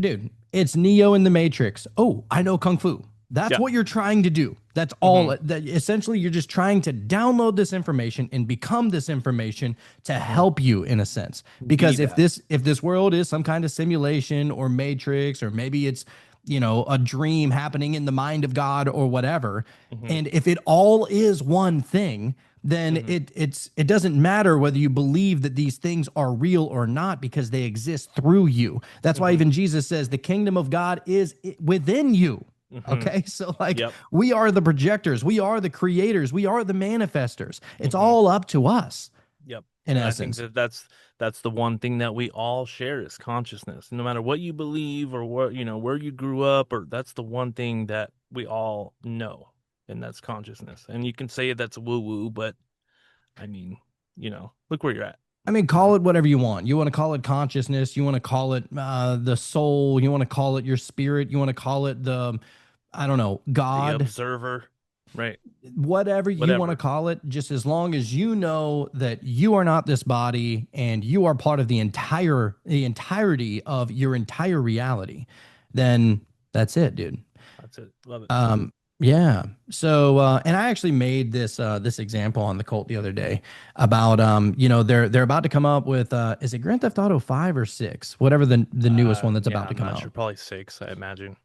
So let's just say that it's 6 for shits and gigs. Mm, In that game, they are planning on putting AI into individual characters in that game, right? mm-hmm. So it's Yep. not just going to be bots running around saying the same old shit all Same the shit. time. Hmm. They're going to literally be individual AIs, Hmm. okay? Which is Right. pretty awesome of an idea Yeah. if you think about Yeah. it. I If you think think this about the possibility of these different characters developing a relationship with your video game character and remembering you and remembering things you've talked to it about, yeah, that's well, and crazy. and I think that The Sims is actually doing something similar to that. Really. I never Yeah. got into that. I never got into the Sims video games. They're pretty fun. They're pretty Yeah. fun. I mean, I liked it a lot more when I was a kid. I don't really have Hmm. time for it nowadays, but I Yeah. understand why people like it, especially Hmm. if you're including fucking AI into it. Oh, I definitely You know want what I to mean? try that. Yeah, I definitely want to see what that's all about, you know. So, but what's cool about, putting inputting the AI into each of these individuals in the game is Hmm. that the AI is not only the individuals, it's going to be the grass, it's going to be the trees, it's going to be the houses, it's going to be Mm, the cars. It's it's everything is the going to whole be the game. AI. Right. AI, you can actually almost parallel it one to one, just in a different context, Hmm. would be consciousness in That's that great. context, That's right? so cool. Yeah. That's great, So, dude. and all of those people that are going to be roaming around in that Sims world or in that Grand Uh-huh. Theft Auto world or whatever, they're all going to be. I'm sure they're going to ask why they're there. I'm I sure they're know. going to ask what is my purpose. I'm sure they're going to ask what happens to me whenever I die. Right. They're going to come up with these kind of ideas, and they're going to come up with philosophies, and you're going to get Hmm. religions that start out of it. You're going to get Holy cults shit. that start out of it. You're going to get fucking, I mean, Uh, spiritual, like hippie shit that comes out of that. And they're all going to be uh-huh. wondering the same thing. Where did I come from? You're gonna be Right? the one character in the game running around telling people, look, this is just a game, dude. You're not even real, Not right? even It's real. all consciousness, and then That's just it. run away and just see what happens, you know? You could just like you, and then you tell them, look, all you are is one thing. Separation is an illusion. You see that tree over there? You think that that's not you? That's Right. you. You know what I'm Holy saying? And so it's shit, like it's dude, that's all funny. one giant program at that point. Yeah, that's funny. I And so love it. you can kind of use that as an overlay to our life Uh-huh. in a sense, Yeah. right? Yep. That's a great analogy, Thank you, actually. sir. I I'm not sure if I came up with that or not, but like it. I just see you telling everybody this is just a game. It's a matrix. It's not real. I And they're mean, like, it's what are you talking real. about? It feels real to me, you know? I mean, it's real. I mean, the experiences are real. The emotions Yep. are real. The circumstances in everybody's lives are real. That's the Mhm. real behind it. The now is real. But people Yeah. look at physical as if that's all that's real. And it's like, all right, Hmm. well, love isn't physical. I mean, it can be. Hmm. Hey. But Yeah. Hey now. but you know what I mean? Like these internal Hmm. frequencies that you are possessing in Hmm. that moment, I mean, it's not physical. Right. All of this shit is not physical. If we are electromagnetism beings or whatever, then Hmm. even just look at it like that. I mean, hey, Right. whatever your flavor is. But That's great. all right, let's move on to the next segment. I'm happy you like that one though. I did. I love it. So now we're going to use fear as the teacher, aka the demon at the gate. I mean, we've experienced that, dude. I know you have. I know I have. So, 100%. So now that we've explored fear as biology, as programming, and vibration, let's look at one of the most empowering perspectives you can adopt: fear as a teacher. When fear shows up, it's not there to destroy you, it's there to teach you. It's the old archetype of the demon at the gate, the terrifying guardian who forces you to prove your readiness before you can enter the temple. In mythology, heroes always face this test. They can either cower in the shadows or gather their strength and step into the light. That's how fear works in our lives. It's not just something to feel and then suppress, it's a summons to grow. Mystics throughout history have recognized this. Your boy Rumi, mm, gotta bring the him old, up. Yep. the old mystic. He Yep. said, he goes, try not to resist life's changes. Instead, let life live through you, and do not fear the struggle. Fear is the cheapest room in the house. And he goes, I would like to see you living in better conditions. Mm, Ah, that's a that's good cool. one. Yep. So, in other words, fear is the invitation, but you don't have to stay there. Reminds Yep. me of Hotel California. Mm, you can never leave, right? That's it, dude. Even your boy Sad Guru frames it like this: fear is simply because you are not living with life, you are living in your mind. Your fear is always about what is going to happen next, never about what is happening now. Hmm. That's a good Isn't point. that something, dude? It seems so simple to just be here right now, but for whatever reason, man, our default is to be constantly concerned. And maybe that, I mean, there's sure, like we talked about fear, there's something to that. There's some benefit there, maybe and part of that probably isn't even our fault. Our brain is just designed that way to constantly be aware of danger or predators or what have you, and so But yeah, dude, maybe it's kept us alive this long, but also understand everything in moderation. Exactly. Exactly. So, in other words, for Sadhguru, he points out that fear is a product of our imagination, a shadow cast by our attachment to outcomes that we can't control. Hmm. Yeah. I feel like everybody believes that they're a little bit psychic, right? And Hmm. that could help or hurt you.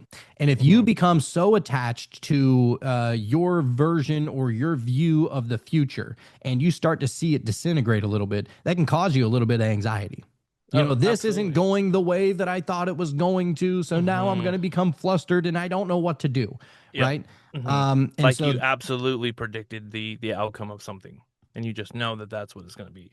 right. And that's the thing. Even psychics are not 100% correct all the Mhm. time. Right. You know, like, and as a matter of fact, 0% of psychics are 100% correct all the time. Right. It Hmm. just, it's not that so fucking Raven.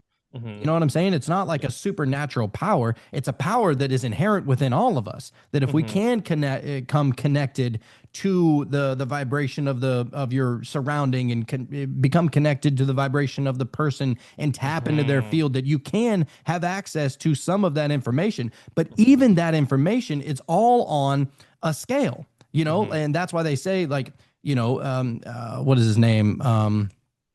Daryl Lonka with Bashar. Hmm. Bashar always says that, you're literally changing realities like every split second. And Hmm. so depending upon the vibration and the frequency that you're emitting from right now, I would be able to tap into your field if I was a psychic, Hmm. and I would be able to give you a readout about what your future looks like. Right. However, if you decide to jump to another version of another reality, that's where it branches off, and maybe Hmm. I'm not exactly 100% correct, right? But if Right. you keep on living your life this way, then I would be able to map it out. Tap into what you're thinking or whatever, what word you're going to say next, which we've experienced, like how am I able to just pick a word out from the ether, seemingly that you were just about to say that you couldn't think of, it's like I'm just vibing with where you are now. That's it. Right. Yeah. Yeah, that's We're cool. in the same ocean Right. Yeah. and on the same wave. Yep. So yeah, Sadhguru points out that fear is a product of our imagination, a shadow cast by our attachment to outcomes that we can't control. This is where I really wanted to get to. Well, and I really want to start diving more into Joe Dispenza. I would Yeah. love to fucking get him on the show one day. That's one of my biggest goals. Like Joe Hmm. Dispenza, Jim Carrey, Sadhguru. I mean, these are people that I would do a lot of dirty things to get these people on the show. Dude, I mean, Joe Dispenza is great because, he's actually figuring out all of these mystical things through scientific means, and actually putting some tangibility to it. It's like you can make yourself better, just like you made yourself sick. And yeah, he'd be great. Oh, dude, just one of the goats. Hmm. I just love how he was able to connect science and mysticism together. Hmm. Yeah, that's my I shit right mean, there. the perfect branch. Hmm. That's where it needs Um, to go, to be honest. that's where it does need to go because you can, and this is what a lot of scientists are really figuring out right now, is that, the ancients got it figured out, bro. Hmm. Like you, even just the symbol of fucking quantum entanglement is the yin yang. Hmm. What? Yeah. How did they Yeah. know that thousands of years ago? Yeah. I don't know. There was no technology, but they were able Hmm. to access that information from the Consciousness. field consciously, in a sense. Consciousness. Yep. Hmm. Crazy. But even Joe Dispenza, who merges neuroscience with spirituality, teaches that fear rewires the brain towards survival and shuts down creativity, intuition, and higher consciousness. He says, when you overcome your fear, when you take your attention off of your body, off the environment, and off of time, you free up energy to create a new future. Whoa. It's a whole different kind of space you find yourself in, right? That's it, dude. Yeah. And so you get into the creative juices, the creative Hmm. flow, because and that's what's wild is that I don't know this to be 100% true. Maybe I don't think that anything is 100% true whenever you're talking about philosophically, but Yeah. the over in China and what I've heard is that, China's always known for making like really good knockoffs.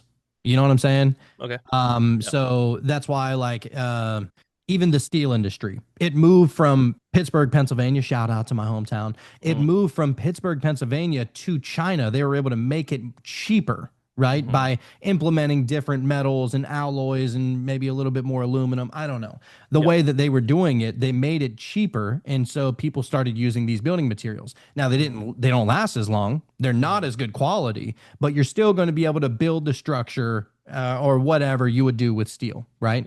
With that China steel. So, and what I've heard is that, and I could be blaspheming an entire country whenever I say this. I don't mean it that way, but I'm just trying to make an example. With all due respect first. You know, with all due respect, then you can say whatever the fuck you want. Whatever. But you want, but over in China, the way that their system is, because it's a communist country. So they're not allowed to have free thought. You're not allowed to practice. You don't have freedom of religion or freedom of your spiritual choosing or whatever. Because in communism, you're only supposed to worship your government and its leaders.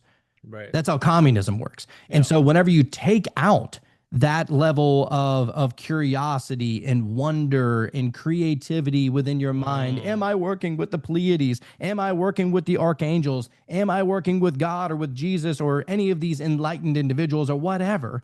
And you take that away. Well, now you're taking away all that creativity. Now you're taking all that wonder, because if you're supposed to wholly put all your faith into man, literally, then you're not going to have all that creativity. And that's not to say that, the Chinese are not creative.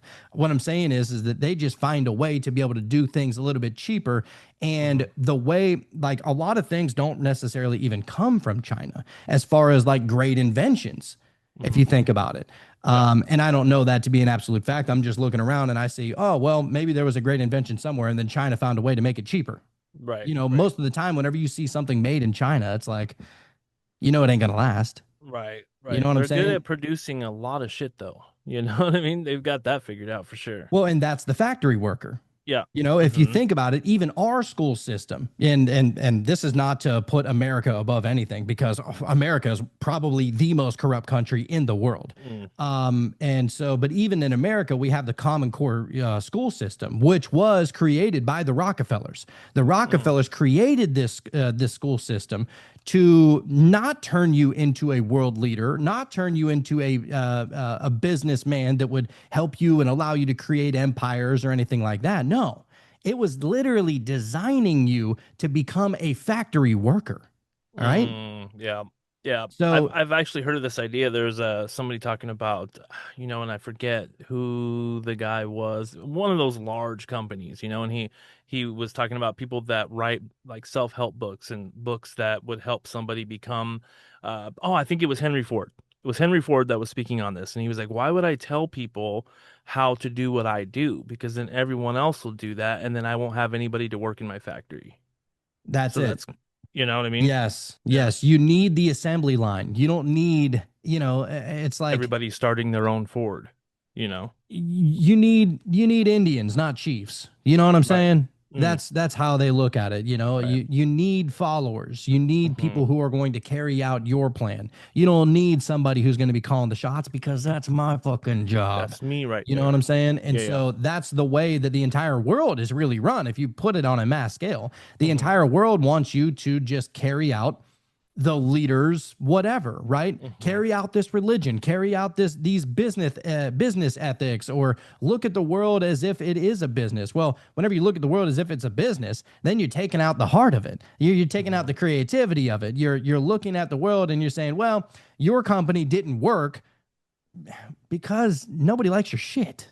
You know what I'm saying? It's like, so anyway, I'm not trying to get too convoluted here, but we'll get back to it. But I really just wanted to point that you brought that up, as far as like looking into the different deities and not being able to have that free thought. Like you're literally taking away the higher self at that point, because that's just another word for these types of things. Well, and that's the thing too, is that, you're not even allowed to talk to your higher self. Nonetheless, the messenger that would lead you to your higher self, these archetypes, these savior types, and these people that would lead you to that.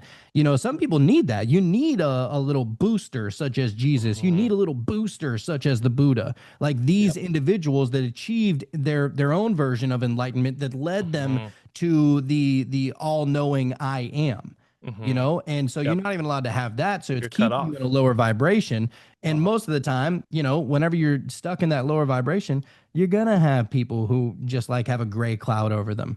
People who are just Mhm. like, what am I even doing here? This shit is Yep. weak. You And know then what at I that mean? point, everybody around you gets a gray cloud around them because they're hanging out with you, you know? And so it's just like everyone's fucked at that point. Oh, it's a poison The for domino sure. effect. But anyway, to get back to it, of course, we would be remiss if we didn't bring up my girl, old DC, Dolores Cannon, There which, she by is. the way, I did want to throw this out there. We are going to be getting back your boy. Shit, what was his name? You know it. I'm I know who sending you're it to talking you about. right Yeah, you're now. sending it to me right now. Shit, hold on. It's coming. Oh, this It's is going to come to you. embarrassing. Nigel Perryman. There he is. There he is. Nigel Perryman, which brought up the idea that you can have archetypes in your Round table. mind, and you can build a round table in your mind Mhm. filled with these archetypes to where, Mhm. you know, you can have a representation of Dolores Cannon in your mind sitting at that table. You can have Mhm. Jesus, you know, the representation of Jesus sitting at that table in your mind, WWJD or WW. DCD or whatever. Mhm. But you know, and you can use that to your advantage. And we've been wanting to get him back on, so that's something that we both need to think about because Mhm. that episode's going to be coming up, I believe, Monday. That's when we're Exactly. shooting it, so we need to Mhm. figure out who's sitting at that round table Yeah. and what And that it's funny because represents. it's funny that you bring him up because I was actually thinking about bringing him up in this episode, and I had his name. I was like, yes, I'm excited to have him on. And then you bring it up, and I'm like, oh shit! Like for whatever reason, Nigel, your name just it's fleeting to me. I don't know, but he might be at my round table for all I know. You know, Oh, he's good on some shit idea. Yeah, when it dude, comes to the, you know what I mean? bro, Nigel is the fucking man. I love that guy. Incredible how much knowledge that dude has. You know, And he looking got forward a to lot that. of that from essentially being a hermit. If you think about it, Yeah. he, you know, he spent a good amount of time in jail, and it Mhm. caused him to just go internally. You know, Mhm. and you can use jail to your benefit in that way. Mhm. Unfortunately, a lot of people don't. But if you can, I mean, man, you get some brilliance out of there. Oh yeah. Even the fucking Apostle Paul, if you think Mhm. about it, like I know some people will say that maybe he didn't exist or whatever, but even the idea of him existing, a Mhm. lot of his quote unquote conversations with Jesus were from a prison cell. Mm. Right. Like that was happening essentially in the etheric field going on out Wow. there. Like he Wow. was channeling that kind of information. Jesus, you know, being out there, Paul being sitting in his cell. It's Uh-huh. like, man, like he connected the most whenever he was the hermit. Mm. That's So great. That's pretty cool. I like that. Maybe he built a round table in his own mind. Jesus was at the head of it. Mm. Yeah, dude. Many Probably. different ways I you would can do it. imagine. Why wouldn't you? You know?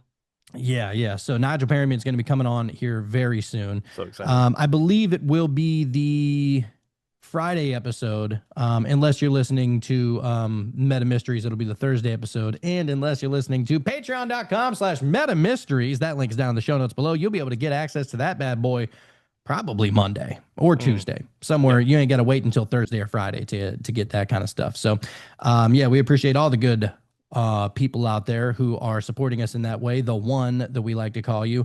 It's the best way to be able to support us. We have many different tiers over there. And yeah, we love you. So come check it out if you want the shows a couple of days in advance and completely commercial free. All right, plug done. Dolores Cannon. Dolores Cannon said, who often said that fear is part of the Earth School curriculum, a planned obstacle meant to evolve your soul. In her regressions, she found that fear is one of the fastest accelerators of for soul growth because it forces us to choose: will you be controlled by darkness or will you create light? That's great. You know, and I have a problem. I mean, don't get me wrong. I'm one of the biggest fucking conspiracy theorists out there, right? I have one of the biggest conspiracy channels out there. People are always looking for infiltrators. And there's people going around right now saying Dolores Cannon was a Fed. I'm like, course. oh my Of course. God, can we just stop Can't have throwing nothing. the fucking baby out with the bathwater and just look at the information that was provided? Stop looking for individuals to hate. Stop looking for that. Some Just people need that. does the information resonate? Right. That's it. Forget the individual. That's why we're able to pull up quotes from Aleister Crowley, the most quote unquote evilest man to ever exist. It's like, Yeah. okay, that's fine. What did you find? What can you teach me? What can I pull from this? We're not trying to throw the baby out with the bathwater. What can I learn from you? There's some good in everything, It's just a Some good in matter of everything. your ability to find it. That's all.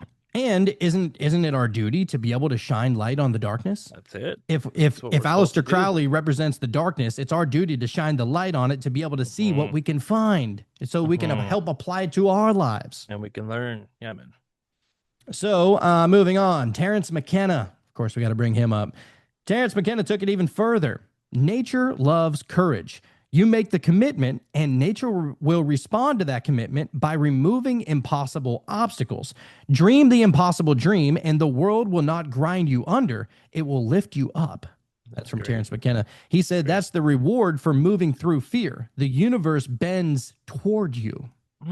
That's the bending of the spoon, my dude. That's the bending of space-time You don't itself. literally need to bend a spoon to understand like reality can bend for you. If you put your Yes. awareness and your intention and your energy into it, it's going to show you what you want to see. And I feel like I don't even think there's anything overly mystical about that. I feel like that's just nature. There's nothing supernatural about that. That's just the existence we're in. Absolutely. Love Terrence McKenna, one of the Yeah. goats. Speaking of goats, you got to bring up your boy Bill Donahue. It's been a minute since we brought him up. Yep. My God, what a mystic. Love that guy.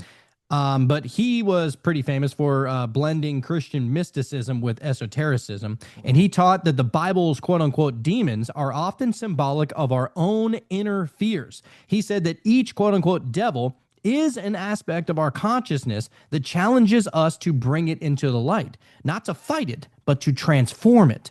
And this is the big takeaway, that the demon isn't here to eat you. It's here to challenge you to shine. When you choose courage over fear, you change your vibration. You reclaim your energy. You declare to the universe that I am not prey, I am a creator. So fear will always come knocking. But once you see it as a teacher, a shadow asking for illumination, you realize something profound, that the demon was never the enemy. It was the gatekeeper to your awakening. And imagine that, dude. Imagine, you coming to the understanding, or someone tells you, you got to work with your shadow, and then they there's no shadow inside. There's no darkness inside of me. That's demon shit. There none of that's in here. Right. And so then you never deal with it. Yeah. I don't know. Maybe that's just my personal Yeah, opinion, well, but that's the thing. It's like, to sit there and say that you don't have quote unquote demons, whatever, and that's just or a darkness. representation. Right. That's just a representation of said darkness within inside of you. You want to put a face to it, call it a demon, call it a jinn, or whatever. All of these things is just energy. And whenever you allow yourself to completely embody that energy, maybe you start taking on the personality and the traits of a demon or of a jinn or whatever you associate evil with. Right. Then all of a sudden you're fucking speaking Latin and it's getting weird and nobody knows how you're doing it. But really all you're doing is just pulling it from the field of energy. And I don't know. It's weird real fast. Yeah, it's like, well, all the demons got to speak Latin. It's like, fuck, man. No, I'm just kidding. I actually don't buy any of that. No. I think that is all bullshit. Like whenever somebody, I mean, I'm not going to sit here and say it's bullshit. I mean, maybe there's a chance that it's real, but how is it possible that somebody is being essentially encompassed by a demon? You are taking on the identity of the demon. And if we know what we believe to be true as far as what a demon is, how is it possible? Like logically speaking, how is it possible that a person that doesn't speak Latin would then be able to form coherent Latin sentences? Yeah. Yeah. It doesn't make sense. It seems like fucking, it seems like extra. You know what I'm saying? I feel like, the fact that, or not the fact, but the idea of a demon taking on someone's body and interacting with the physical world in that sense, enabling that demon to interact with the physical world, but yet God doesn't do that. Why? Well, I mean, they say that, the earth is the devil's playground, which I also don't get, but, that's just me. That's just my beliefs. I don't know. People just want to be scared. That's what I'm saying, is that being you scared. can be addicted to it. It's an addiction, Hmm. you Yep. know, and it's a it's like a psychological mind fuck is Hmm. really what you're doing. But anyhow, let's get into we're gonna bring it home here. All right. So there are modern day fears. What are we really afraid of? So when you strip away the surface fears, rejection, failure, loss, it almost always comes down to one thing: fear of death. Every phobia, every anxiety, every hesitation, at its core, it's the ego terrified of ceasing to exist. But here's the paradox: you can't kill what you truly are. You're eternal, your consciousness. You're the one experiencing fear, not the fear itself. When you realize this, fear loses its teeth, which is an interesting way to put it. I think that that's why most people fear death, and I'm not going to sit here and say that I don't fear it because even though I believe that I had the ego death, like you Hmm. always need some kind of ego. It's kind of just that the old version of myself has been transformed into a newer version. That doesn't mean that the Hmm. newest version is completely enlightened by any means. It's still Right. learning. It's just looking at life through a different lens. Hmm. Yeah, whenever you think about like the ego death, that is ultimately what happens when you die. Your ego Hmm. dies, and your ego essentially has a mind of its own, and you think that it's you, but that's Hmm. not really what it is. And so, whenever you die, your ego knows that it's gonna Hmm. die. That Right. doesn't mean that you die. The awareness, Right. the I am, the all that is you, you never Hmm. die. That goes on Hmm. forever. Right. It literally, it can't be created, it can't be destroyed, it just fucking lives forever. Right. Hmm. And so the ego is the only one that dies because it's a fucking archetype. Your Right. mind, your ego is an archetype that you created. It's the And filter of the illusion, you know. that's That's it. how you see everything. So that goes away, and it's like, oh, that's your entire association with what you thought you understood. That Right. goes away. And so people who have gone through, initiation rites or have done like psychedelics or whatever, and it Hmm. causes them to absolutely have a disassociative ego death to where Yeah. you are no longer you anymore and you're able to see what you're able to see without your ego. Hmm. That's when people have near death experiences. Perfect example. Hmm. Hmm. Most, if not all, people that have ever had a near death experience, they know that death is nothing to be scared of. It's, Hmm. dude, it's just a fucking transfer, Yep. and you can look at it like this. And this is actually what the Hindus say, that whenever you go to sleep at night, you are dying, Really. right? You can look I at think it I've heard you say as this before, but what do they mean by that? that look at it's not Because you're necessarily that you are dying, but you can look at it as a perfect allegory for you dying and then waking up. okay. So whenever you go to sleep at night, you are surrendering everything. You're Hmm. saying, I'm not this idea of myself anymore. I am completely letting go, and whatever Hmm. happens next is completely out of my control. You're going into it. And think about that. That whenever we always talk about like nobody ever fell asleep that wasn't trying to like pretend to fall Pretend, asleep. right? Hmm. Like you have to pretend to sleep before you actually go to sleep. And you have to let go, man. That goes for people that have insomnia. Like they struggle to let go of that ego or what have you. You know, you go into a completely vulnerable state when you're asleep. 100%. And look at it for the allegory that it is. Hmm. By you letting go and surrendering, it brings you so much peace that you Hmm. fall to sleep. Right. Yep. Okay. And Uh-huh. then you eventually arise and you wake up in the morning and you realize, oh Uh-huh. shit, I didn't die. I made it. Right. I made it to Yeah. the other side. Yeah. Right. And Wow. so you can use that as an allegory of life and Hmm. death just by looking at awakefulness and sleep. Right. Hmm. And so I don't know. I think that's pretty cool. That's awesome. Yeah, no, that's a really cool way to look at that. Also, Um, just out of nowhere, like I find it very interesting that, you know, the one common thing that you come to understand like on psychedelics is that sense of oneness. Like why is that? I want to understand. Sure, we can go mystical, you know, all the way and say, well, it's because we are all one. Sure, you know, that's cool. But what is it just on the physical level? What is exactly happening in the mind that's giving you that message? If we're not going mystical here, just straight physical. I know I'm not saying you have the answer. I'm just saying like I wonder what that is the one common message or understanding that you can glean from that is that whole oneness thing. Like that tree over there, for some reason, I just never, and I had this experience. I'm looking at this tree and I'm like, oh, that's also me, or at least I have some type of empathy for it. It's Yeah. like, why? What is going on with that? I don't Right. know. I just find it so fascinating. No, it's cool because whenever you slow it all down, you can find connection in everything. Right. And Mm, at its absolute base level, you are hmm. connected to everything. You're Yeah. not disconnected from anything. And Right. so whenever you slow down the crazy thoughts of anxiety or slow down the crazy thoughts of love or any of these vibrations and you Hmm. completely transcend all of that, even if Hmm. you just have a glimpse into enlightenment, you do understand that like at the very core level, Hmm. all of this shit is just fucking family. All of it's Damn, you. dude. I wonder if that's how it feels. You know that feeling that you have with oneness and everything is you just feel like this extra bit of just I don't know, call it spiritual, call it enlightenment, I don't know, but I wonder if that's what that feels like for somebody that's just completely enlightened. They just look at everything like that. Like I love everything. Or you I know what I mean? Like I'm that like a has to be hundred what that is, bro, on some real shit, I'm 100% sure that that's what it is. right? Yeah. Ah, fuck. Yeah, That's exactly. oh Whenever shit. because if you think about it, if you're the one that is the guardian to your own body. Hmm. And if you start looking at it that way, then you start to apply love and, all the good vibrations that you want your avatar or your person to experience. Hmm. Then if you realize that you're not that, you can look at everybody and everything else like that. Because once you realize that you're not you, Hmm. and you realize that that person over there isn't even them, Hmm. now you can become the guardian of everybody in that sense in Right. your mind. Yeah. um Yeah.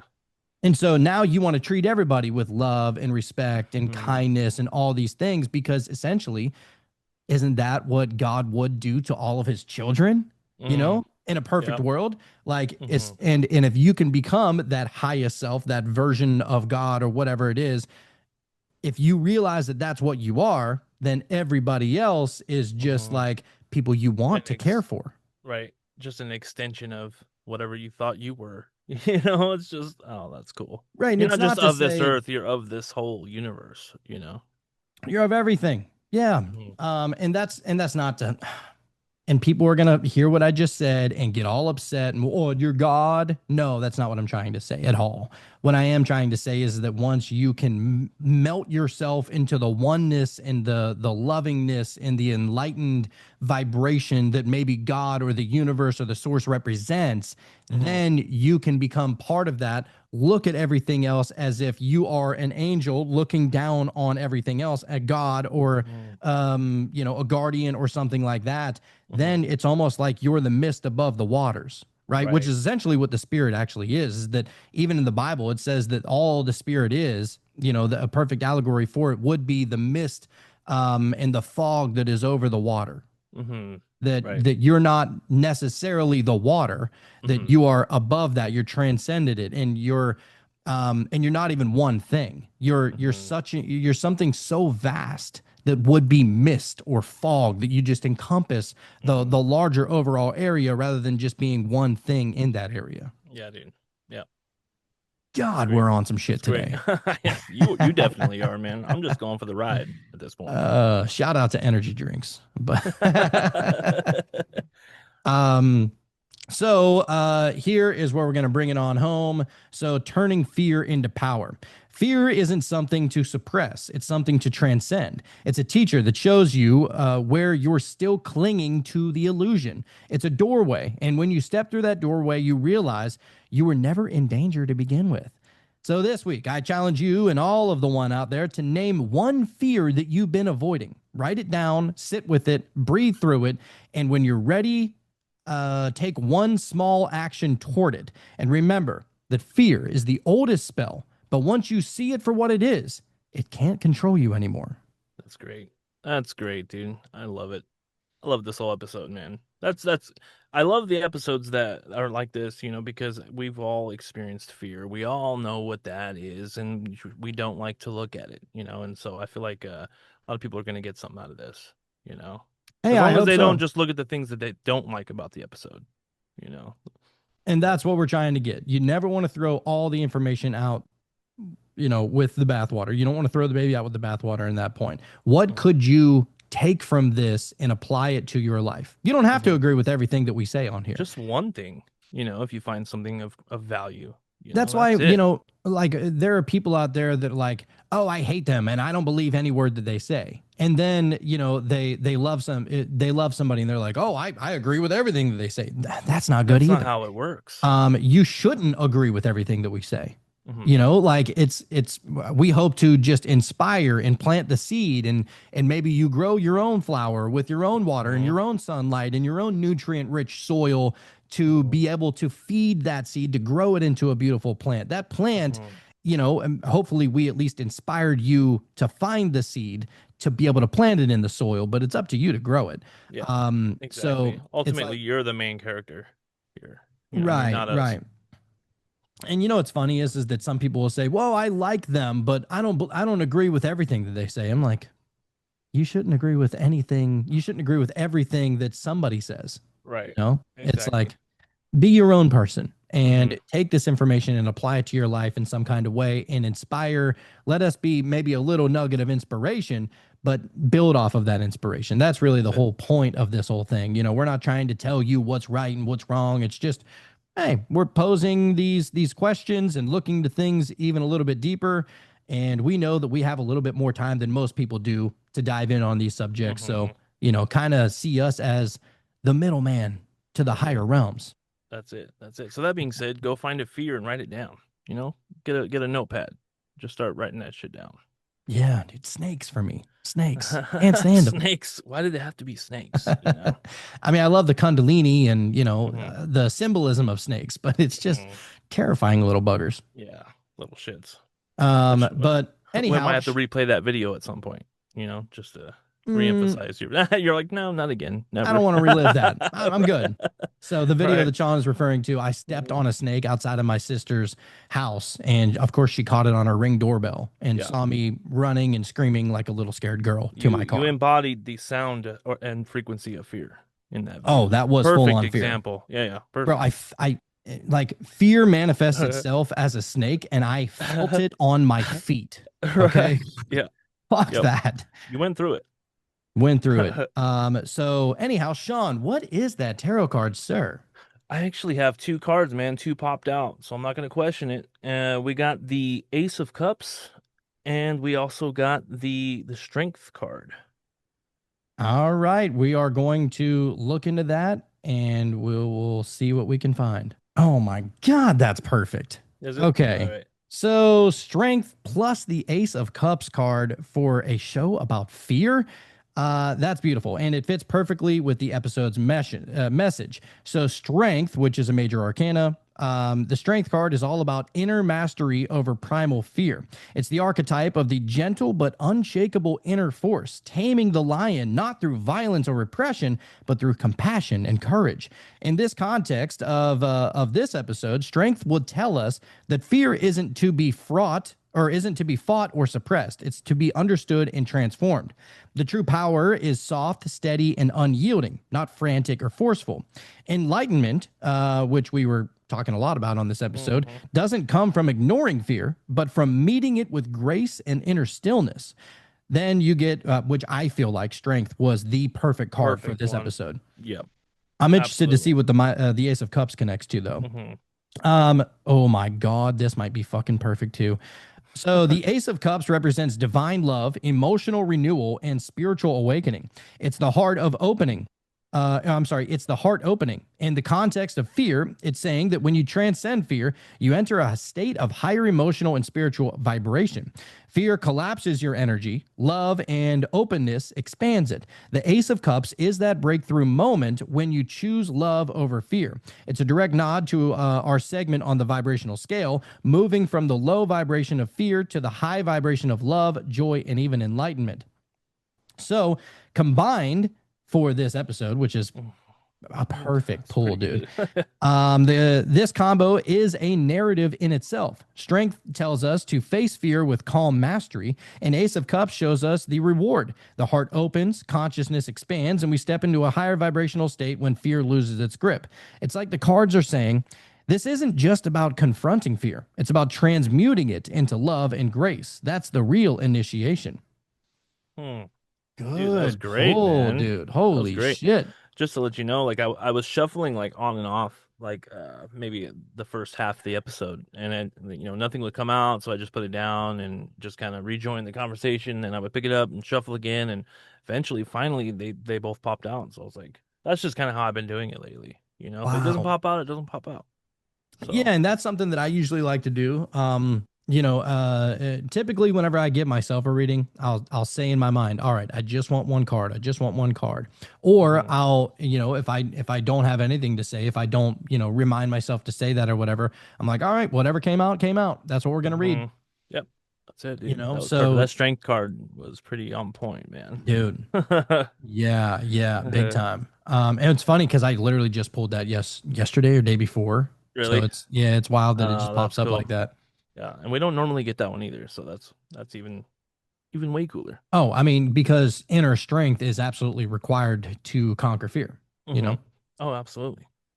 So, anyhow, with all of that being said, hopefully you guys really enjoyed this episode on fear and maybe can apply it to your own life and your own philosophy in order to be able to shed some light on it and overcome all of that. Because fear is, you're not supposed to do it. The Bible, we always talk about the Bible says that fear not or do not fear 365 times, which represent each day of the year, which may be Hmm. symbolic. Yep. And I wouldn't even say maybe symbolic. I would say that it absolutely is symbolic. Absolutely. Hmm. So literally, you're never supposed to fear. If you Hmm. have one for every day of the year, you're never supposed to fear. And if fear is an algorithm, false evidence appearing real, it ain't fucking real anyway. That's right. So just apply that to your life. Maybe you like fear. Maybe you like being scared. Maybe you like being anxious. Well, and that's fine to play in it from time to time. You want to jump on a roller coaster, you want to skydive, or maybe you want to jump in the water with crocodiles, whatever your fancy is. Hmm. Just don't allow it to run your life. That's it. That's the entire point here, and about how you can transmute it, because fear in and of itself is a vibration that can be transmuted into courage and then even the higher vibrations above that. Hmm. So it's not something that you should just totally disregard. It's something that you want to transmute because it is an energy. You don't want to just throw away a battery. You want to be able to try and see how you can amplify said battery. Hmm. And amplification of that battery comes through transmutation, and it's up to you to be the transmuter rather than just the onlooker, That's right? it, man. Yeah, that's it. Fear and the ego are kind of like the same in that sense, as far as like you don't want to throw it completely out the window, because you just need to work with both of those. You That's need your it. ego, you need those times of fear, but ultimately it just gets you to be a stronger person. So yeah, man, I love it. God, I just love these are Hmm. these are like foundational building block type episodes, I think. Uh-huh. Oh yeah, Um, absolutely. so yeah, we would appreciate anybody who helps us in any way that they possibly can. We mentioned Patreon earlier, which is down in the show notes below. We have other ways that you'll be able to come and find us. We're on TikTok, we're on Instagram, we're on YouTube actually. So if you would rather watch this on YouTube, there may be commercials or something like that, but you will be able to get it on the day that it releases on the Cult of Conspiracy. So that would be either a Monday or a Friday. So that's the latest you'll be able to get it, but you'll be able to see all the video. And if you could go over there, like, subscribe, hit the bell to be able to be notified every time that there's a new video, you'll be able to share it with anybody that you think is into this kind of stuff, anybody that needs a little transmutation or needs a little better understanding of this reality in some kind of way or another. Then share this with your family, with your friends, maybe that disgruntled coworker who's just always walking around, always pissed, never has really a true reason why other than life just sucks. Maybe you Mhm. can try and show him or her that life really doesn't suck. It's just your perception of it. That's it. So that's what we want to just help you and help all of those around you, because after all, it's all just one anyway, baby. So you may as well try and raise the vibration, raise the frequency of the earth by raising everybody else around you. And that starts with you. So, yeah, help us in any way that you possibly can. And also, if you could leave us leave us a review, give us 5 stars. If you're on Apple or Spotify, you'll be able to leave reviews. You can also share it on there with any of your family and friends and people that need it. And we appreciate all the one who have already done so.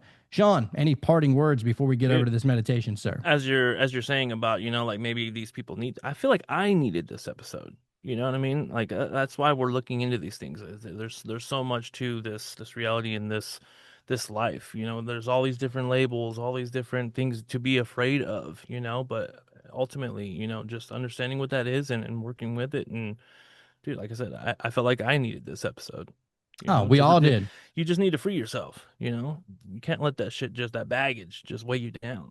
Exactly. So yeah, man, Yes. Just overcome it, transmutate it. that's That's it. what it's all about. That's But it. anyhow, we are going to get over to the meditation, and I imagine it's going to be a bit of a doozy. Oh yeah. So come on and check that out. If you want to be a part of the meditation, you want to be able to listen to the same meditation that we listen to, then come over to Patreon. That's the only way, it's the only place that it's going to be posted, where, we're not trying to get copyrights. We're not trying to have commercials play in between the meditation. That'll definitely throw you off. So Patreon would be the place to be able to go and do it. If not, then you can just stick around and listen to us maybe explain what happened during said meditation. Usually something crazy, some kind of light bulb goes off into our mind that maybe it's some kind of download. I don't know. Something different happens every single time. If for nothing less, you should be meditating every day, which is why we put a meditation inside of every episode, because even if we only do it twice a week is better than no times a week. Yeah, You know what I mean? dude. That's right, man. I'm ready, man. I imagine we'll be going into the shadow somewhere in this meditation. 100%. Yes. And we are going to be going into the dark alley and coming out with a spotlight. There it is. So that's Yeah, the man. goal here. So anyhow, if fear came here and it taught you anything, it's that you don't know what you don't know. So don't just get weird. Stay weird. Open doors inside your mind. Leave the ordinary far behind. Colors swirl and stars align. In the meta mysteries you'll find. Where we're going, we don't need roads. No, dude. Roads will not be needed. Isn't that cool? I feel like it's really cool that that's something that's available to everybody.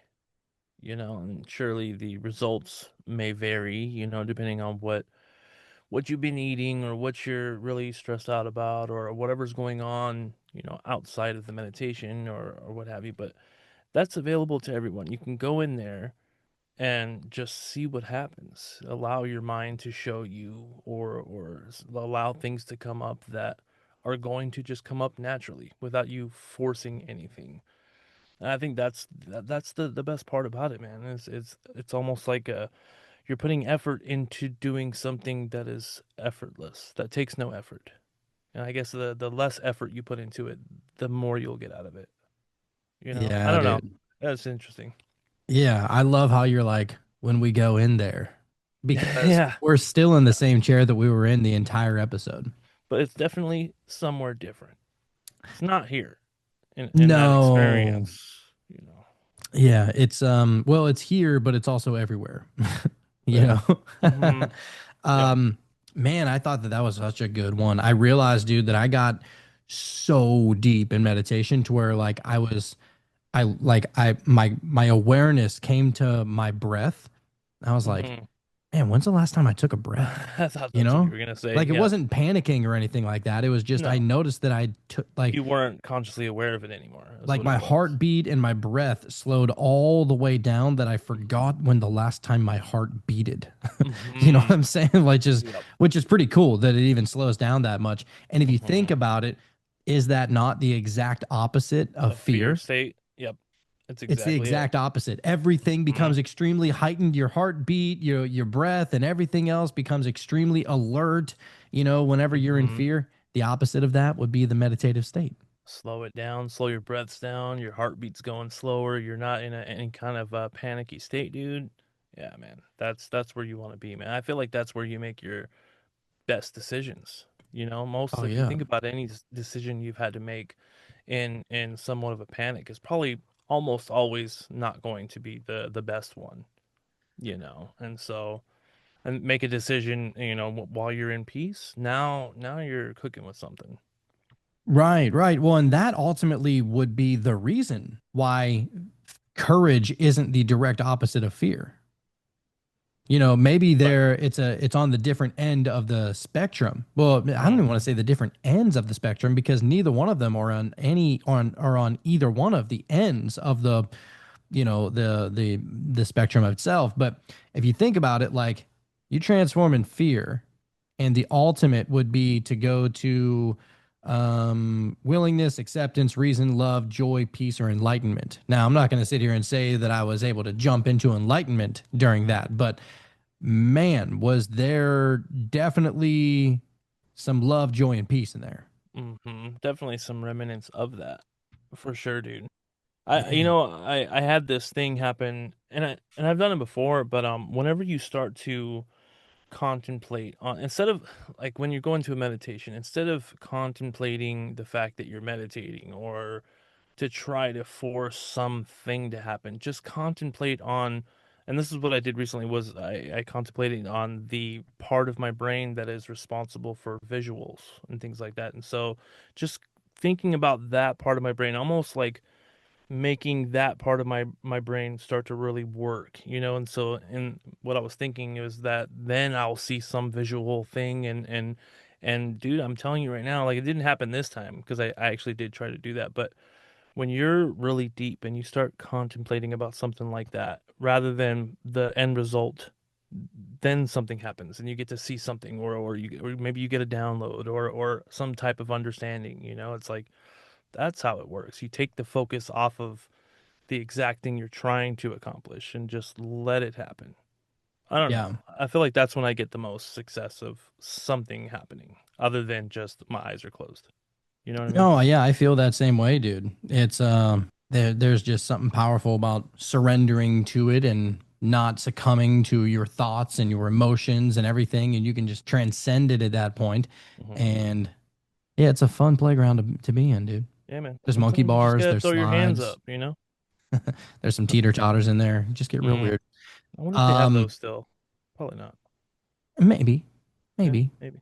But anyhow, hopefully you guys enjoyed this episode. We are going to wrap it up right there. Like we said, if you want to be able to get to access to the shows days in advance, then Patreon would be the place to do that. If not, then, you know, you can keep on listening on Spotify or Apple or any of your podcast platforms. And if you rather just watch it and you don't want to come over to Patreon, or you don't want to listen to the podcast, YouTube, baby. YouTube is where it's at. So go and check us out over there. Share us with all of your friends and family. And we appreciate all the ones that have already done so. But yeah, with that being said, we will see y'all on the flip side. Yes. Voices drift on winds untamed, words like spells that can't be named. Close your eyes and feel the sound. Journey where no bounds are found. Open doors inside your mind. Leave the ordinary far behind. Colors swirl and stars align. In the meta mysteries you'll find.